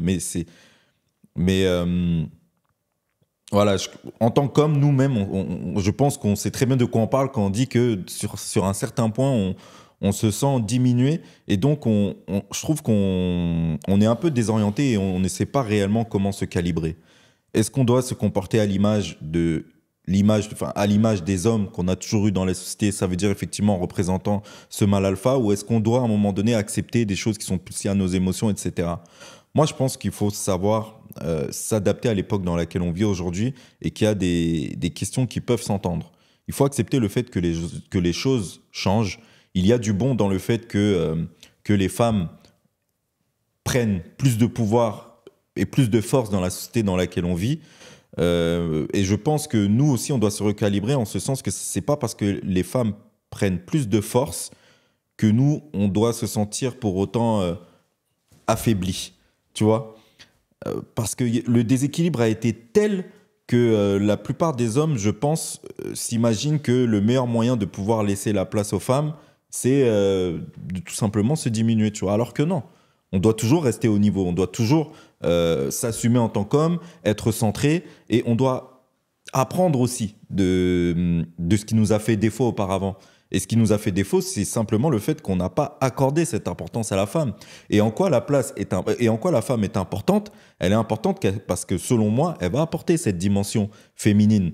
Et si elle apporte ça, ça ne veut pas dire qu'on doit fermer nos oreilles et se dire que ça, c'est que propre à la femme. Non, on doit être à l'écoute et donc, pourquoi pas, adopter des comportements qui, à la base, sont plus portés par les femmes pour pouvoir nous changer nous-mêmes. Tu vois? Donc, garder cette énergie masculine, mais en absorbant aussi cette force que la femme a pour pouvoir assurer cette complémentarité entre l'homme et la femme. Je sais pas si j'ai répondu à ta question. Ouais, t'as bien répondu. C'est vrai que ces dernières années, c'est des sujets qui sont extrêmement clivants, qui mènent à des clashs entre les hommes, parce que dépendant de la réponse que tu donnes, tu as des hommes en fait, qui vont pas se sentir alignés avec toi, et chez les femmes, pareil, en fait, tu vois. Donc c'est vrai que c'est un peu... c'est un peu marrant, en fait. Moi, quand je dis marrant, je le dis parce que j'ai mené un podcast à un moment donné, tu vois, qui s'appelait le CDT Show, qui était principalement uniquement tourné sur les relations hommes-femmes. Et j'en suis revenu parce que non seulement j'ai l'impression que ce soit chez les hommes comme chez les femmes, il n'y avait pas véritablement cette volonté de vouloir entendre, réfléchir et du coup travailler à cette remise en question, mais plus de dire ouais, moi c'est mieux, l'autre c'est mieux, enfin tu vois. Donc bon, moi je suis tellement partagé sur tout ça. Déjà, le premier ressenti que j'ai, c'est que j'ai quand même l'impression que quand tu fais référence à ces hommes, quand je dis tu, c'est un tu général, hein, quand on fait référence à ces hommes, tu vois, des années 50, 60 jusqu'aux années, on va dire 2000, parce que après tu as eu le métrosexuel et tout autour du milieu des années 2000, etc., qui assumait sa part dite de féminité. J'ai l'impression qu'on dépeint un homme, mais un type d'homme. En fait, il y a toujours eu des hommes qui étaient plus ou moins connectés à leur intelligence émotionnelle. Il y a toujours eu des hommes, en fait, qui étaient, on va dire, plus... en fait, qui n'avaient pas ce côté alpha, tu vois, de dur, etc. Tu vois. Mais eux, en fait, j'ai l'impression qu'il n'y a qu'un seul morphotype d'homme, en fait, qui a été mis en avant. Pourquoi ? Parce que je pense que c'est celui qui faisait le plus de bruit. Je pense que c'est celui qui était le plus vu, qui était plus ou moins le plus successful aussi, tu vois. Tu sais, la figure des années 80, c'est Bernard Tapie, tu vois. Donc le côté grande gueule, voilà, qui est assumé, côté charmeur avec les femmes, etc. Mais les autres, en fait, on les voit pas. Et ça, c'est quelque chose qui me gêne, en fait, quand même, tu vois. Parce que ça existe, en fait. Ça a toujours existé, ce côté pluriel. Ça, c'est la première chose. La deuxième chose, c'est que je pense aussi que c'est donc ces hommes dits alpha, qui ont fait, entre guillemets, le plus de mal. Parce que ce soit dans leur rapport en fait aux femmes ou que ce soit dans leur rapport en fait avec les autres hommes, bah en fait c'est ça en fait. L'alpha, il a ce côté dominant extrêmement prononcé et ce côté dominant l'a toujours amené à écraser l'autre, qu'il soit féminin ou masculin, tu vois. Et pour autant, t'as pas de révolution des hommes qui ne sont pas alpha contre les hommes alpha, tu vois. Donc, je sais pas, moi, c'est quelque chose qui m'interroge en fait. J'ai rien que ça, je sais pas ce que t'en penses, j'ai rien que sur cette partie-là.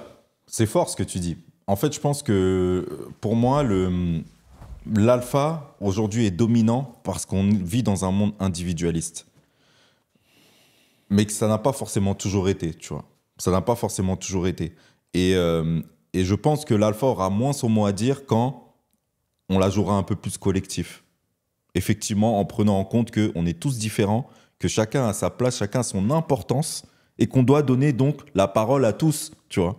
Mais c'est pertinent hein, ce que tu dis. Tu vois, à l'époque, tu avais une expression, et voilà, comme on est sur YouTube, je ne peux pas être trop virulent, mais on va utiliser l'expression soft, où c'est justement cette typologie d'hommes dont je parle là, on disait que c'était des femmelettes, tu vois, tu vois, non, mais oui. Histoire de ne pas être c'est réel. vulgaire. Tu vois, donc ces gars-là, ils ont toujours existé. Sauf que, entre guillemets, ils n'avaient pas le droit de citer, ou en tout cas, ils n'avaient pas la même place que justement le dominant. Donc ça, en fait, ce raccourci homme égale, comment dire, alpha, qui truc et tout, déjà, moi, j'ai jamais vu ça comme une réalité absolue. Deuxièmement, je pense que maintenant, une fois que j'ai dit ça, la remise en question quand même de l'homme par rapport à la femme était quand même importante. Parce que je pense qu'on ne peut pas nier le fait que la femme, de part le fait qu'elle a le droit de voter que depuis quelques années, le fait qu'elle a le droit d'avoir son indépendance financière que depuis quelques années, et que même malgré tout, tu vois, même si c'est beaucoup discuté, ça, cet argument qui est depuis des décennies tenu par les féministes, comme quoi il y a une disparité entre les salaires féminins et masculins. Mais bon, en mettant même ça de côté, je pense que la réalité, c'est que même cette indépendance financière, de fait, elle est relativement récente, en fait, chez les femmes. Et je pense que, de ce point de vue-là, qu'il y ait une transformation de la société, même si là aussi, on te dit que, et on t'explique que c'est une volonté, en fait, d'une certaine caste d'avoir ouvert la possibilité aux femmes de s'intéresser au travail dans deux objectifs. Le premier, casser le modèle familial. puisque en fait c'est elles qui élevaient les enfants, et à partir du moment où elles sont plus là pour tenir quelque part le foyer, bah, les enfants sont plus ou moins laissés à volo. Et deuxièmement, l'idée c'était d'avoir non seulement à développer comment dire, leur tendance au shopping, donc à ce qu'on appelle la consommation, et d'autre part c'était une nouvelle typologie de personnes qu'il était possible de taxer, tu vois. Ça c'est une narrative qui me parle aussi. Tu vois, je ne sais pas si c'est vrai, mais ça ne m'étonnerait pas que ça ait été pensé comme ça. Non pas que les femmes ne devaient pas avoir cette liberté, parce que je pense que ça a permis aussi de rééquilibrer un petit peu les pouvoirs, tu vois, parce que malheureusement, bah, elles étaient soumises parfois lorsqu'elles tombaient sur ce type d'homme, bah, à se retrouver du jour au lendemain sans rien, et c'était pas non plus la bonne solution, tu vois. Donc que ça se soit équilibré de ce point de vue-là, je pense que c'est OK. Maintenant, une fois que j'ai dit tout ça, c'est pour ça que je dis que c'est un peu un mélange dans ma tête. Je m'interroge quand même beaucoup, frérot, sur cette volonté de beaucoup de femmes d'attendre de leur homme ce côté dominant, alpha, et en même temps, un côté doux. Moi, souvent, c'est ce que je dis quand j'échange, quand notamment je faisais ces podcasts, je disais, s'il vous plaît, mesdames, expliquez-moi ça, en fait. Comment ça se fait que dans certaines situations, vous attendez de votre homme qu'il soit alpha, et dans d'autres situations, qui soit doux, etc. En fait, il faut entendre que malheureusement, c'est pas un truc à la carte, en fait. De mon point de vue, c'est pas un truc à la carte, tu vois. T'as des hommes, en fait, qui sont construits d'une certaine façon, t'en as d'autres qui sont construits d'une autre façon, et tu peux pas d'attendre d'un homme qui est un peu plus connecté à ses émotions, qui soit alpha dans une situation donnée, tu vois. Et enfin, c'est pas comme ça que ça marche. Je sais pas ce que t'en penses. C'est aussi une question que je me pose, c'est, tu vois, à l'image de ce que tu as dit quand tu disais qu'il y a différents types d'hommes, qu'il y a différents types de femmes, et donc potentiellement différents types de couples. Et ça peut être effectivement un danger de se dire que l'homme doit être comme ça, la femme doit être comme ça. Maintenant, moi, ce que j'aimerais savoir, c'est est-ce que quand on prend les stats, on ne constate pas qu'il y a une dominance, tu vois? Et est-ce que par rapport à cette dominance, on ne peut pas se dire que, bah, a priori, le meilleur moyen d'être équilibré, c'est de respecter certaines règles, entre guillemets? C'est une question qu'on peut se poser. Et moi, j'arrive à entendre le fait que tu attends de ton homme que dans certains cas, il soit viril et qu'il incarne une sécurité, et dans d'autres, qu'il soit plus doux. Oui, mais est-ce que c'est possible? C'est plus ça, parce que Bien sûr que c'est... Ah bon? Bah oui. Ah ben voilà, c'est là que moi... Je sais pas, quelqu'un ouvre la porte de chez toi.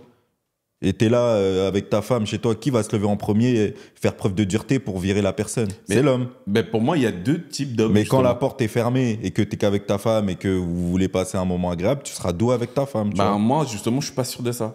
Moi, je pense qu'il y a des hommes, on va leur ouvrir leur porte, et bien ils bougeront pas. Tu vois ce que je veux dire? Oui, mais alors, par rapport aux actes et aux faits, tu as raison. Mais dans les faits, tu as raison. Mais est-ce que ça veut dire que c'est normal? Ou est-ce que ça doit remettre en cause le fait qu'on attende ça d'un homme? Non, tu vois. Moi, je trouve ça normal que ce soit un homme qui physiquement défende sa maison. Mais pour moi, c'est évident. Moi, la question que je me pose, c'est est-ce qu'on peut demander à un homme qui n'a pas ça en lui de le faire? Parce que c'est ça que je dis, c'est que j'ai le sentiment en tout cas que tu as vu, tu es construit comme tu es construit, et que tu peux pas attendre de l'homme ou même de la femme, hein, mais là on parle des hommes, tu vois, en fait, qu'il agisse à la carte.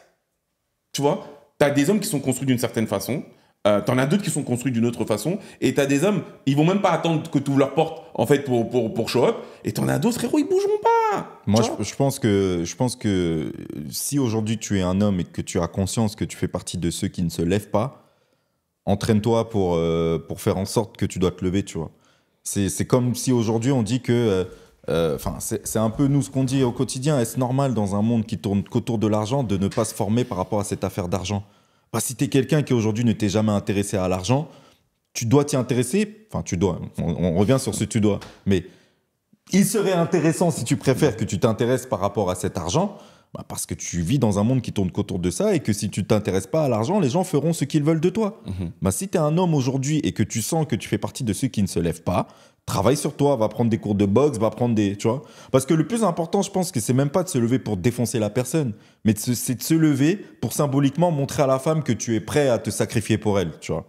Et ça, je pense que c'est important, effectivement, en tant qu'homme, de comprendre que c'est ton rôle. Mais on en vient sur le fait de est-ce qu'on a un rôle ou est-ce qu'on n'en a pas. Moi, je suis de la paroisse de ceux qui disent qu'on a un rôle, tu vois. Bah justement, en fait, c'est là, moi, toute ma question, voire même mon problème. Parce que, en fait, je pense que tu as énormément d'hommes, en fait, qui trouveraient ça normal, tu vois. Mais mon vrai souci tient du fait que j'ai l'impression qu'on te demande des opposés, en fait, tu vois.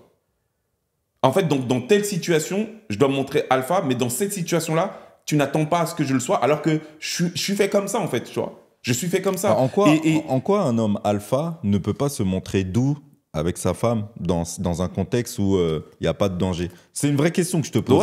Pourquoi est-ce que pour toi, ça ne va pas ensemble? Parce que, en fait, de base, je parle d'intelligence émotionnelle, et je pense qu'un homme alpha est beaucoup, beaucoup moins doté de cette intelligence émotionnelle qu'un autre type d'homme, en fait, tu vois. Et donc, ce côté doux ne va pas forcément être naturel chez lui. Il va pas forcément, tu sais, je veux pas forcément donner des détails, tu vois, mais... Tu as parlé de tapis, par exemple. Quand la femme de tapis parle de tapis, elle dit qu'au quotidien, c'était une crème, tu vois. Quand sa fille parle de son père, elle en parle avec des cœurs dans les yeux parce que son père était attentionné, romantique, etc. Et pourtant, dans un certain contexte, il savait se montrer alpha, dur. La preuve, c'est que les alphas voulaient être comme lui. Non mais frérot, faut tout dire. Cette femme-là, elle a passé sa vie à se faire tromper. Elle a fait le choix, comme une Estelle Hallyday par exemple, de rester avec cet homme-là. Mais t'as combien de femmes aujourd'hui, justement en 2025, qui dénoncent ça? Non mais ça remet pas en cause le fait qu'il a su se montrer doux. Non mais si tu veux sur la douceur, mais c'était pas un homme fidèle. Mais non mais en fait, attends, tu peux ne pas être alpha et tromper ta femme, ça n'a aucun rapport. En fait, ce que j'essaie de te dire, c'est que j'ai l'impression qu'on demande à l'homme d'agir à la carte par rapport à des situations. Si tu restes sur l'histoire l'exemple de Tapi, c'est un très bon exemple. Parce qu'il était considéré comme alpha, et parce qu'il était alpha, il pouvait être doux. Moi, je ne dis pas qu'un alpha n'est pas forcément doux. Ce que je dis, c'est qu'il a on va dire, une certaine façon de gérer et de faire les choses qui ne peut pas coller à 100% à ce qu'une femme va attendre de lui. D'être dur dans certains moments et d'être doux dans certains moments. Cet homme-là passait son temps à serrer des femmes. C'est quelque chose qu'elle a accepté. D'accord? De par, en fait, le rapport qu'elle avait avec lui, et il n'y a pas de jugement par rapport à ça. Mais aujourd'hui, frérot, on t'explique que les hommes qui sont là-dedans, et je ne défends pas les trompeurs, hein, c'est pas ce que je suis en train de faire, les hommes qui sont là-dedans, c'est les dernières des merdes. Et c'est un discours que je peux entendre, hein, tu vois? Sincèrement, je vois vraiment pas le rapport entre le fait d'être alpha et le fait de tromper sa femme. Parce que je connais des gens qui sont pas alpha et qui trompent leur femme, tu vois. Donc vraiment, je vois pas le rapport. Alors, moi... Mais okay. Là où toi, tu dis que les femmes demandent aux hommes d'agir à la carte, moi, je trouve que les femmes demandent aux hommes d'agir avec des valeurs et de l'intelligence. De même que nous, on attend ça aussi de nos femmes, tu vois. Et je trouve ça légitime, en tant qu'homme, d'attendre des choses de ta femme et qu'une femme attende des choses de notre homme. Et je trouve ça normal de se comporter en fonction des contextes et des situations que tu vis. C'est ça l'intelligence de vie, tu vois. Si tu te comportes toujours de la même façon, pour moi, tu manques d'intelligence. Mais en fait, c'est tout le propos. Situationnel même. Intelligence situationnelle. Mais en fait, c'est tout le propos, tu vois. Et d'ailleurs, c'est pour ça que je voulais te poser le truc du quiz. Parce que je pense qu'en tant qu'être humain, et d'ailleurs, j'ai envie de revenir sur ce que tu dis sur... Je connais des hommes qui ne sont pas alpha, qui trompent leur femme. Enfin, des cas exceptionnels, ça peut exister. Mais justement, je pense que quand tu es connecté émotionnellement, il y a des choses que tu fais pas. Ou en tout cas, que tu combats, en tout cas. Tu vois ce que je veux dire? Là où, en fait, tu as d'autres personnes qui se posent même pas la question. Et justement, parce qu'ils sont alpha, je répète, alpha, c'est dominant, ça peut faire partie, en fait, des choses qu'ils font, sans aucun problème. Ah, frangin, je t'assure, je connais des gens, ils sont tellement connectés qu'ils se connectent avec tout le monde, frère. Littéralement. Tu vois ce que je veux dire? Mais vraiment, ils ont une sensibilité telle. Et je dirais pas que ce sont des gens dominants, mais ce sont des gens qui n'aiment pas forcément les règles, tu vois. Pour moi, être qu'avec une femme, c'est une règle, mais je me retrouve pas là-dedans. Moi, je suis plutôt libertin. Et ben voilà, oui, je suis avec toi, mais je suis aussi avec elle et avec elle. Et pas alpha. Tu vois ce que je veux dire? Donc, Non, mais en fait, après, il faut peut-être définir ce qu'on entend par alpha. Mais tu vois, pour moi, c'est super clair. C'est quoi l'homme alpha? C'est celui effectivement qui est physiquement présent. C'est celui effectivement. En fait, c'est un homme dominant, mais dans tous les sens du terme. C'est quelqu'un qui a un leadership. Je sais pas s'il est naturel, mais en tout cas imposé. C'est quelqu'un effectivement qui va avoir une attraction auprès des femmes parce qu'il a ce côté dominant. En fait, c'est ça pour moi un alpha. Je sais pas ce que c'est toi dans ta tête, mais pour moi un alpha c'est ça, tu vois. Et de fait, c'est ça un alpha. C'est ce que tu dis dans la façon dont ça a été décrit. Oui. Tu vois, même si c'est pas forcément quelque chose qui existe réellement. Après, on peut discuter, tu vois, parce que il y a mais généralement c'est ça. Et de fait, il vient en opposition à ces hommes en fait qui ont cette intelligence émotionnelle, tu vois. C'est ça moi en fait que j'ai dans mon esprit et dans ma tête.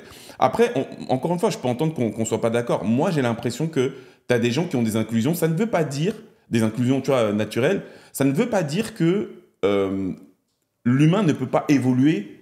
C'est pour ça que je parlais de remise en question. Ne peut pas évoluer, ne peut pas s'interroger sur sa manière d'agir. Moi, quand même, j'ai un doute, et tu m'as dit que pour toi, c'était pas le cas. J'ai quand même un doute.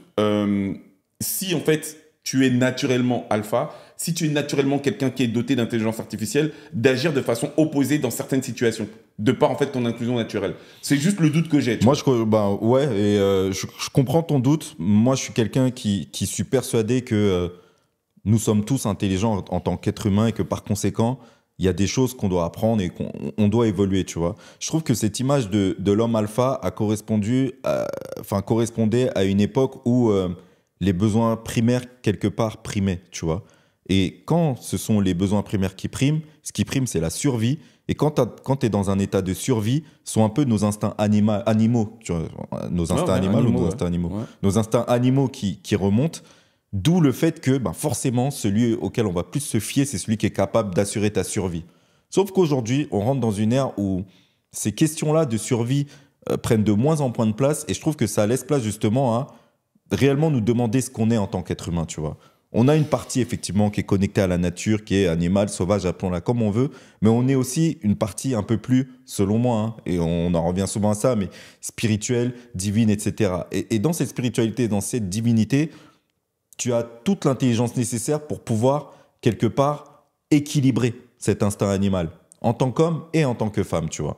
Et donc, ça veut dire t'adapter intelligemment à chaque situation, tu vois. Ok, on vient pas tous au monde avec les mêmes facultés, on vient pas tous au monde avec le même charisme, la même testostérone, tout ce que tu veux. D'accord, mais tu dois comprendre que tu vis dans un monde où il y a des normes qui font qu'on peut se comporter ensemble en société, tu vois. Et de même que c'est pas normal de tuer quelqu'un parce que t'es pas d'accord avec lui, c'est peut-être pas normal d'avoir un comportement dit alpha, dans toutes les situations qui existent. Il y a des moments où tu dois te montrer alpha parce que c'est ton rôle. De même qu'il y a des situations où il y a des femmes qui doivent se montrer alpha parce que c'est leur rôle. Ça veut pas dire qu'elles doivent le faire dans toutes les circonstances, tu vois.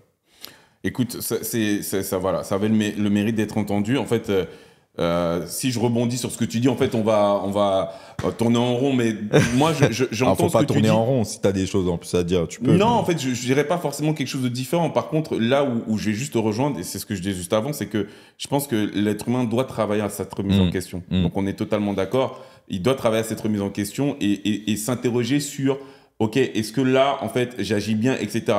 Maintenant, tu vois, ça veut dire qu'il doit travailler, tu vois. Bien sûr, il faut travailler. Travailler sur nous. Voilà, il faut travailler sur soi. Et j'ai quand même l'impression aujourd'hui que la conversation est importante parce que je pense, et je l'ai dit en préambule, que la femme n'avait pas forcément la meilleure posture. Il faut pouvoir le dire, tu vois. Il faut faire attention aux dérives. J'ai quand même l'impression qu'on est dans une époque où, de par le trop-plein d'avant, on est dans une période de trop plein de l'autre côté. C'est clair. Et en fait, ça finira par se rééquilibrer, quoi. Tu sais, je vais te partager des choses. Tu les connais un peu, mais je sais pas si on en a vraiment déjà parlé. Je pense quand même un peu. Mais moi, ce sont des questions que moi-même, je me suis posées dans ma vie. Aujourd'hui, je suis entrepreneur. J'ai une femme et j'ai eu des moments où j'avais quelque peu vraiment comme une partie schizophrène. Genre, tu sais, tu penses dans un sens et tu penses dans l'autre. Exemple, voilà, tu es un entrepreneur, tu te débrouilles, tu arrives à ramener des revenus, tu sens que tu te stabilises, que ça rentre. En même temps, je suis devenu papa. Et sur cette période-là, lorsque j'incarnais ce que l'on colle à un mâle alpha, mais qu'en même temps, ma femme me demandait de coucher, de changer les couches de mon petit, pendant 2 secondes dans ma tête, je me suis dit, mais attends, est-ce que c'est mon rôle ou est-ce que c'est pas mon rôle, tu vois? Et c'est là que je dis qu'il faut savoir, selon moi, se comporter avec intelligence. C'est que le fait est que même si, dans ma tête, pendant très longtemps, c'était pas forcément un rôle qui collait à l'homme que de faire ça, en toute intelligence, je suis essentiellement chez moi quand je travaille. Euh, je fréquente donc, enfin, je suis totalement, enfin, je passe toutes mes journées avec mon enfant et ma femme, même pendant que je travaille. C'est peut-être normal à un moment donné que je vienne aider ma femme pour changer les couches de mon petit, tu vois. Parce que je participe, parce que, tu vois, et donc, tu sais, tu rentres dans quelque chose que l'on collait beaucoup plus à l'image de la femme. Et là où beaucoup d'hommes, dans le bruit ambiant, vont dire ouais, mais moi je suis un homme et c'est pas mon rôle de le faire. Bah moi, j'ai estimé que me comporter en toute intelligence, c'était me dire qu'effectivement, comme je passe mes journées là, ben je dois participer aux tâches ménagères et dedans, enfin aux tâches quotidiennes. Et dedans, il y a changer les couches de mon petit, il y a passer un coup de balai, il y a faire la vaisselle, il y a tout ça, tu vois. Et pour moi, c'est ça, se comporter avec intelligence. De même que ma femme aussi s'est posé des questions. Qu'est-ce que je dois faire, moi, en tant que femme, si aujourd'hui je travaille ou si aujourd'hui je travaille pas? Est-ce que, après tout, j'ai peut-être pas envie de travailler, mais j'ai pas envie de non plus coller à cette image de femme au foyer qui a été énormément salie. Aujourd'hui, tu entends femme au foyer, la plupart des femmes, elles vont dire ah tu vois, alors que est-ce si mauvais que ça si réellement ton cœur te pousse à, ton cœur te donne envie de passer ton quotidien chez toi avec tes enfants, à faire des choses qui ne correspondent pas à aller travailler, prendre un CDI, etc. Est-ce si mal que ça, tu vois?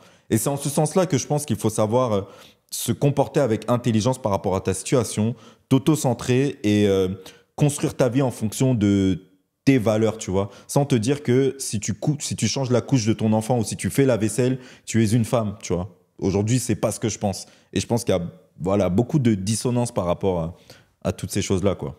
Non, mais moi, encore une fois, je suis aligné. Hein, j'entends à 100%. Les choses, elles ont évolué. Et si tu veux travailler à faire en sorte que ton couple, encore une fois, c'est un ton général, fonctionne, il faut pouvoir prendre tous ces paramètres en question. Je pense que ça serait intéressant qu'on creuse quand même cette question, tu vois. Je suis d'accord. À un moment donné, parce que moi, j'ai une position, en fait, on en reparlera, tu vois. Quand tu seras prêt, Ouais, on en reparlera. Je sais pas si on a le temps du mais coup. Mais t'avais un quiz, hein. Ouais, je voulais te soumettre un quiz. Le quiz, moi. Vas-y, ben, je vais poser peut-être, parce qu'il y avait combien? 5 questions. Je vais peut-être en faire une ou deux, je sais pas. En tout cas, la première, frérot, lorsque tu ressens une forte émotion négative, quelle est ta première réaction? Attention, tu as 4 choix de réponse, pardon. Ah bon? Est-ce que, donc je répète, lorsque tu ressens une forte émotion négative, quelle est ta première réaction? Est-ce que A, tu l'ignores et tu passes à autre chose? Est-ce que tu l'exprimes immédiatement, peu importe le contexte? Troisième solution, tu prends un moment pour identifier précisément l'émotion et comprendre un petit peu son origine. Ou dernière possibilité, tu te distrais en regardant une vidéo ou en regardant ton téléphone pour passer genre à autre chose. Alors, je peux te dire ce que je faisais avant. Ce que je faisais avant, c'est que je réagissais tout de suite, sans faire attention à quoi que ce soit. Et depuis, j'ai travaillé sur moi parce que je me suis rendu compte que c'était pas forcément toujours positif, même si dans certains cas, ça allait, je pense. Aujourd'hui, ce que je fais, c'est que je respire. Donc, c'est pas dans les réponses que tu m'as proposées, mais je respire. Vraiment, je prends mon souffle 3 fois. Genre. Mais c'est un peu la seule possibilité, de prendre un moment pour identifier. Ouais, avant même d'identifier, je respire. En fait, plutôt que d'essayer de comprendre, plutôt que d'aller dans le mental, je reviens à mon physique. Je respire. J'oxygène mon cerveau, tu vois. J'essaie de couper ma réflexion. Et après, soit je décide de réfléchir à la situation et de demander et de voir comment je vais réagir, ou soit je pars sur autre chose pour y revenir plus tard. Ok. J'ai envie de te dire, et toi, qu'est-ce que tu fais? Ouais. Moi, en fait, pendant très longtemps, j'étais dans la réaction aussi, immédiate. Et aujourd'hui, ce que je fais, c'est que... en fait, j'ai 2 trucs. Dépendant du ressenti, soit je vais esquiver sur le moment, tu vois, parce que je n'ai jamais réussi à gérer en agissant sur le moment, en fait. Tu vois. Jamais, tu vois. Ça s'est toujours mal passé. Donc, je vais juste pas parler, tu vois. Et du coup, effectivement, je vais prendre le temps de réfléchir et de me poser pour me dire, OK, je sais qu'il faut que je parle de ça parce que par contre, moi, je peux rien garder, tu vois. Mais il va falloir que je trouve les mots et la manière de le dire, non pas comme j'ai envie de le dire de base, parce que sinon ça va clasher, mais plus, tu vois, pour essayer de trouver un axe de conversation et de communication, tu vois. C'est un peu comme ça que je fais les choses. C'est plutôt comme ça, tu vois. C'est bien, je trouve que c'est une bonne façon de faire. Ouais, c'est ce que j'essaie de mettre en place. Deuxième question. Un collègue ou un ami adopte un comportement envers toi, mon gars, inhabituel et même il semble distant. Qu'est-ce que tu fais? Est-ce que, première possibilité, tu l'ignores? Parce que bon, il finira bien par revenir, tu vois, normal. Est-ce que B, tu supposes qu'il a un problème avec toi et du coup, toi aussi, du coup, tu vas prendre tes distances? Est-ce que C, tu lui demandes avec bienveillance si tout va bien, si vous pouvez échanger, si tu peux l'aider? Ou D, tu vas plutôt attendre que lui-même vienne t'en parler? C'est compliqué. Je peux te dire ce que je faisais avant. Avant, je lui disais, si tu réagis comme ça, j'ai réagi comme ça c'est clair et net, j'étais comme ça. Et maintenant, généralement, je dirais plutôt C, tu vois. Tu lui demandes, ouais. Ok, est-ce qu'il y a quelque chose? Qu'est-ce qu'il y a, ouais, est-ce que tout va bien ou peut-être que je vais pas lui demander directement, mais que je vais aller sur un sujet de discussion, tu vois, et que je vais observer comment réagit la personne. Ok. Parce que je trouve que poser la question directement, c'est parfois ouvrir un problème qui potentiellement n'existe pas. Ok.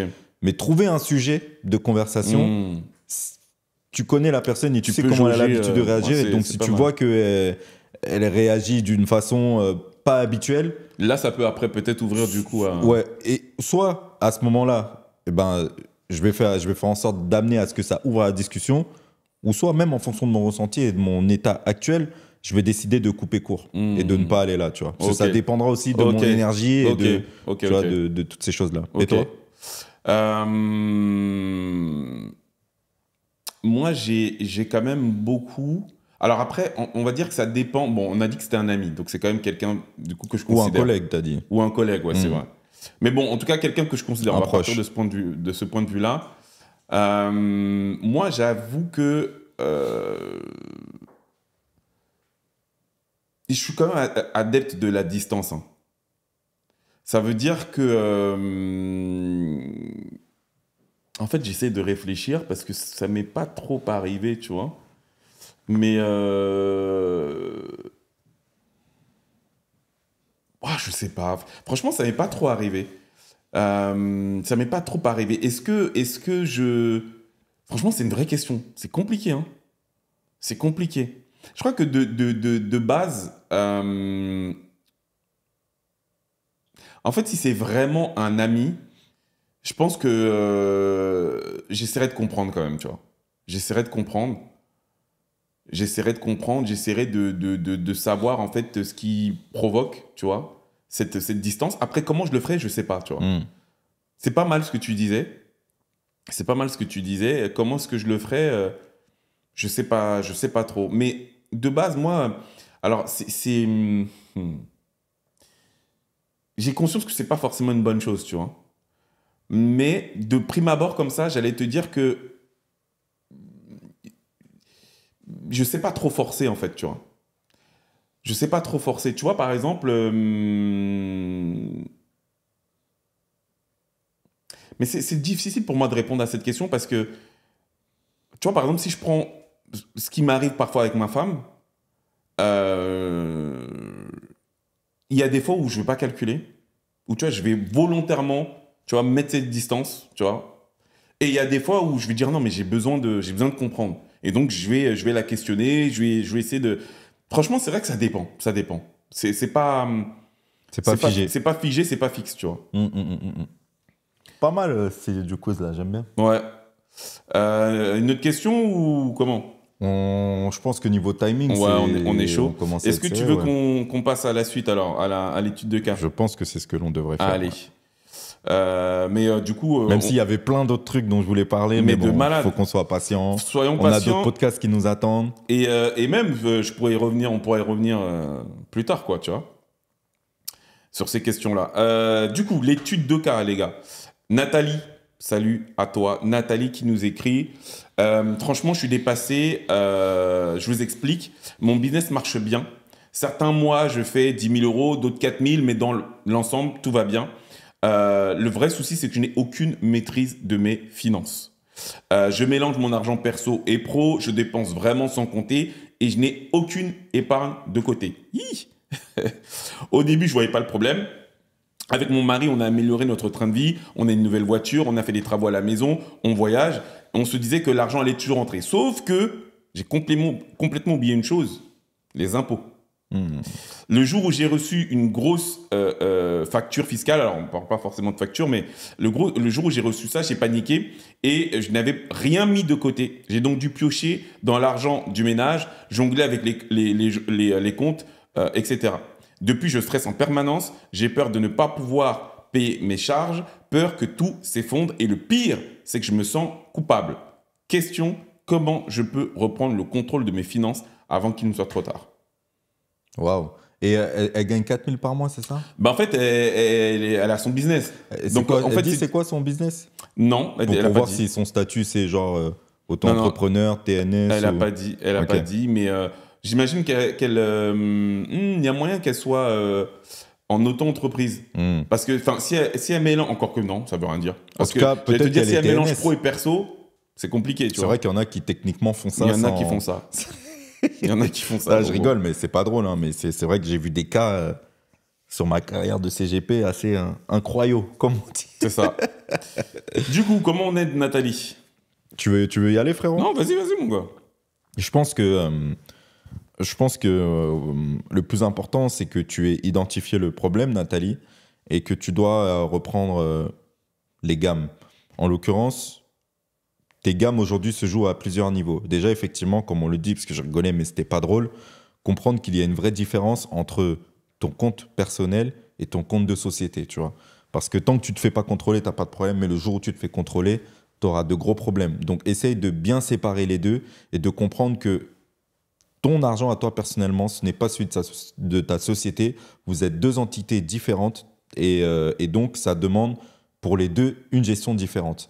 En l'occurrence, quelle est généralement la gestion que l'on recommande à ce niveau-là?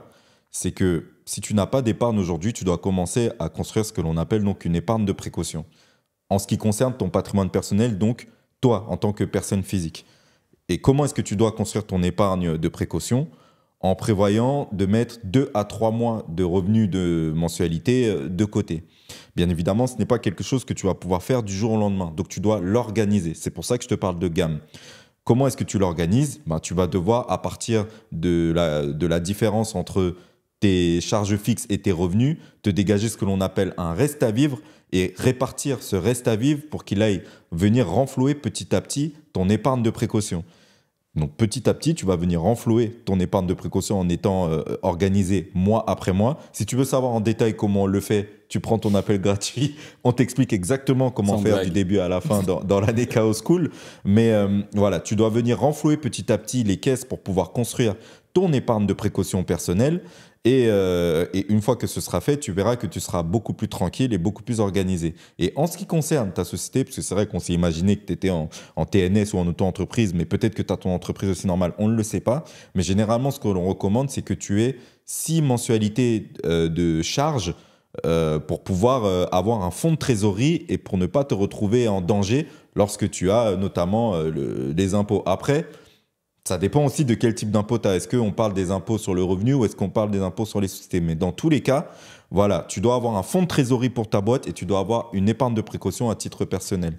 Donc ne te dis pas que c'est trop tard, même si je comprends le fait qu'aujourd'hui tu te sens alarmé.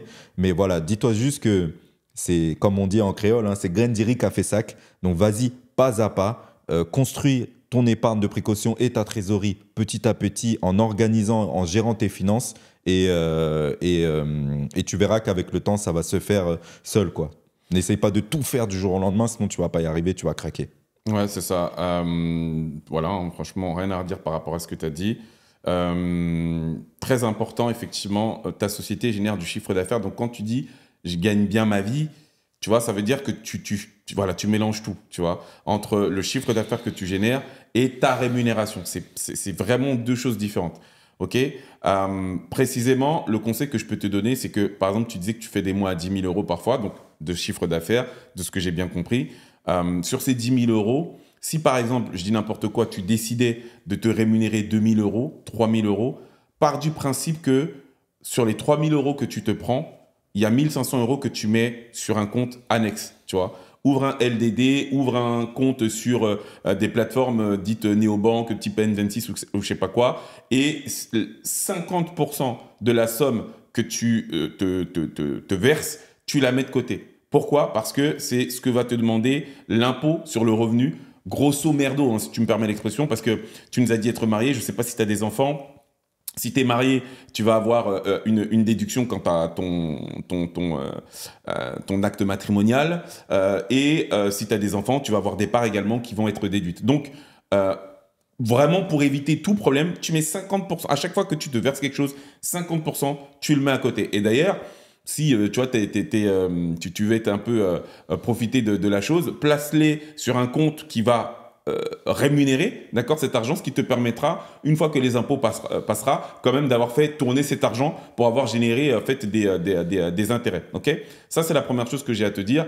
Et la suite, c'est ce que Loïc t'a dit. Il est très important d'avoir, en fait, vu que quand même tu fais du chiffre assez intéressant, c'est une histoire d'organisation qui veut que dans quelques semaines, dans quelques mois, franchement, les choses reviendront dans le vert si vraiment tu suis cette recommandation et que tu es régulière dans cette façon d'avoir à faire les choses. Je ne parle pas de ta société parce qu'on n'a pas le statut de celle-ci, on ne sait pas en fait, parce que si tu es en auto-entreprise, ce n'est pas la même gestion que si tu es en société.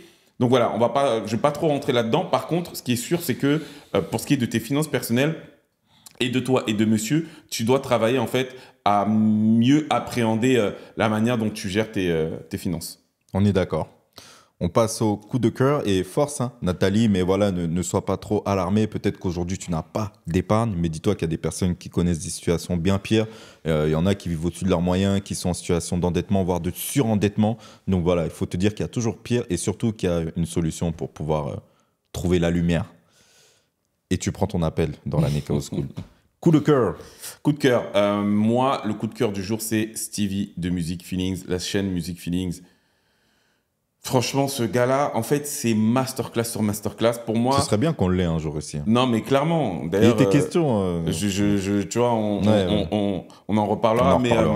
Pour moi, c'est franchement, de tout le contenu que je consomme aujourd'hui sur YouTube, c'est un de mes moments où tu vois, je suis bien installé. J'appelle ça mes moments gâteaux. Tu vois. Pour moi, les 2 dernières vidéos, enfin, c'est toujours le cas, mais celle sur Kendrick Lamar et celle sur Angie Stone, c'est des masterclass de malade mental.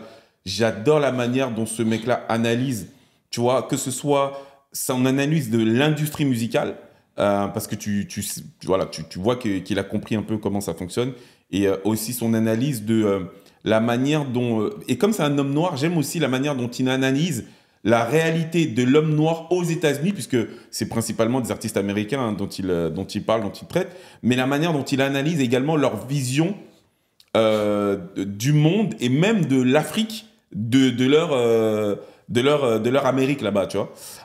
J'aime beaucoup le prisme qu'il prend dans ses analyses et donc ouais, c'est mon coup de cœur de la semaine. Ça fait des années que je regarde son travail, j'adore. Ouais, je suis d'accord, franchement, j'aime beaucoup aussi le travail de Stevie, de Music Feeling. Moi, tu vois, tu sais, on est là, on a développé la Nekao School et on ne l'a pas fait pour rien, tu vois. On l'a fait, moi, je parlerai pour moi, à titre personnel, je l'ai fait parce que je crois au fait que la formation, ça représente quelque part le futur et même une alternative à l'école. Comment? Parce que j'ai suivi indirectement la formation Yomi, j'ai appris moi-même énormément de choses et voilà, c'est pour ça que c'est l'une des raisons pour lesquelles aujourd'hui on a développé la Nekao School et je dis ça parce que on dit que l'une des choses les plus importantes à faire, c'est d'investir en soi et il faut comprendre qu'on n'a jamais fini d'investir en soi. Je dis ça parce que dernièrement, j'ai pris une formation qui s'appelle Atomic Habits je sais plus comment il s'appelle, ce jeune gars, mais L'auteur, j'adore. ouais. Hein? Ouais, l'auteur, moi aussi, j'ai oublié, Ouais, mais ouais. je connais très, Tu sais, très c'est bien. un jeuneau là, Ouais. qui est aussi danseur à Londres et tout. Et franchement, j'adore parce que aujourd'hui, voilà, on est entrepreneur, on développe notre Nekao School et on développe plein de choses. Et parfois, je suis un peu bloqué d'un point de vue créatif. Tu sais, je sais plus par quoi je dois commencer, comment je dois m'organiser et tout. Et cette formation, elle m'aide quelque part à un peu gérer justement. En fait, c'est marrant parce que dans nos habitudes de travail, moi, en tout cas, ce que j'ai constaté à titre personnel, c'est que j'étais encore vachement réglé par rapport à la façon dont on s'est organisé à l'école, tu vois. Travailler pendant un certain temps, faire tes devoirs dans un tel sens. Or, aujourd'hui, dans la façon dont on travaille et dont les choses évoluent, on est tous les jours connecté à notre travail et donc on peut tous les jours, on peut se réorganiser autrement. J'ai du mal à m'exprimer parce que c'est compliqué à expliquer, mais tu vois, quand tu te lèves le matin, là où d'habitude tu es réglé en mode tu te lèves à 7 heures, après tu fais ci, après tu fais ça, bah lui, ce qu'il aide, c'est plus ou moins à organiser tes journées par rapport plus à ce que tu vas ressentir, tu vois. Tu vas partir de ton centre plutôt que de partir à partir des tâches qu'il y a autour de toi, tu vois. Si aujourd'hui tu es dans une journée où tu te sens plutôt fatigué, ben, qu'est-ce que tu as prévu de faire quand tu étais fatigué? Si aujourd'hui tu sens que tu es dans une journée où tu es vraiment en forme et que tu es dans un état de flow, comme il le dit, qu'est-ce que tu vas faire quand tu es dans un état de flow, tu vois? Et je trouve que ça aide à organiser ces journées de façon beaucoup plus intelligente et performante que ce qu'on a l'habitude de faire dans la gestion de nos agendas où bah, mardi matin, j'ai prévu de faire un tournage, mardi après-midi, j'ai prévu de faire du montage, jeudi après-midi, j'ai prévu d'écrire un texte vidéo. Cette façon est beaucoup plus intelligente et voilà, je suis en train de l'apprendre, de l'appliquer au quotidien et ça me fait énormément de bien. Donc, je voulais dire que voilà, même nous, on continue à investir en nous aujourd'hui et je trouve que c'est un vrai cadeau que l'on a, tu vois, de pouvoir le faire. Donc, voilà mon coup de cœur. C'est donc à moi de closer ce Can We Talk. Les amis, j'espère qu'on vous a régalé. En tout cas, nous, on fait de notre mieux pour pouvoir le faire. Et vous pouvez être sûr d'une chose, c'est qu'on prend énormément de plaisir, nous, à être là et à partager nos connaissances avec vous. Et donc, merci franchement pour tout le retour que vous faites sous nos vidéos. Vous ne pouvez pas vous imaginer à quel point c'est important pour nous. Vous nous suivez de plus en plus au quotidien. Et voilà, moi, en tout cas, je ressens énormément de gratitude par rapport à cette force que vous nous donnez. Donc voilà, continuez à nous suivre, continuez à faire tourner nos contenus. Nous, on s'appliquera à chaque fois à pouvoir level up et vous apporter tout autant de qualité. On se revoit la semaine prochaine. Et merci d'avoir partagé ce moment-là avec moi, frérot. Franchement, merci à toi. Abonnez-vous, les gars, abonnez-vous. On a besoin de votre force, franchement. Suivez-nous également sur les plateformes de streaming pour les personnes en fait qui veulent plutôt écouter sur Spotify, etc. Mettez des étoiles.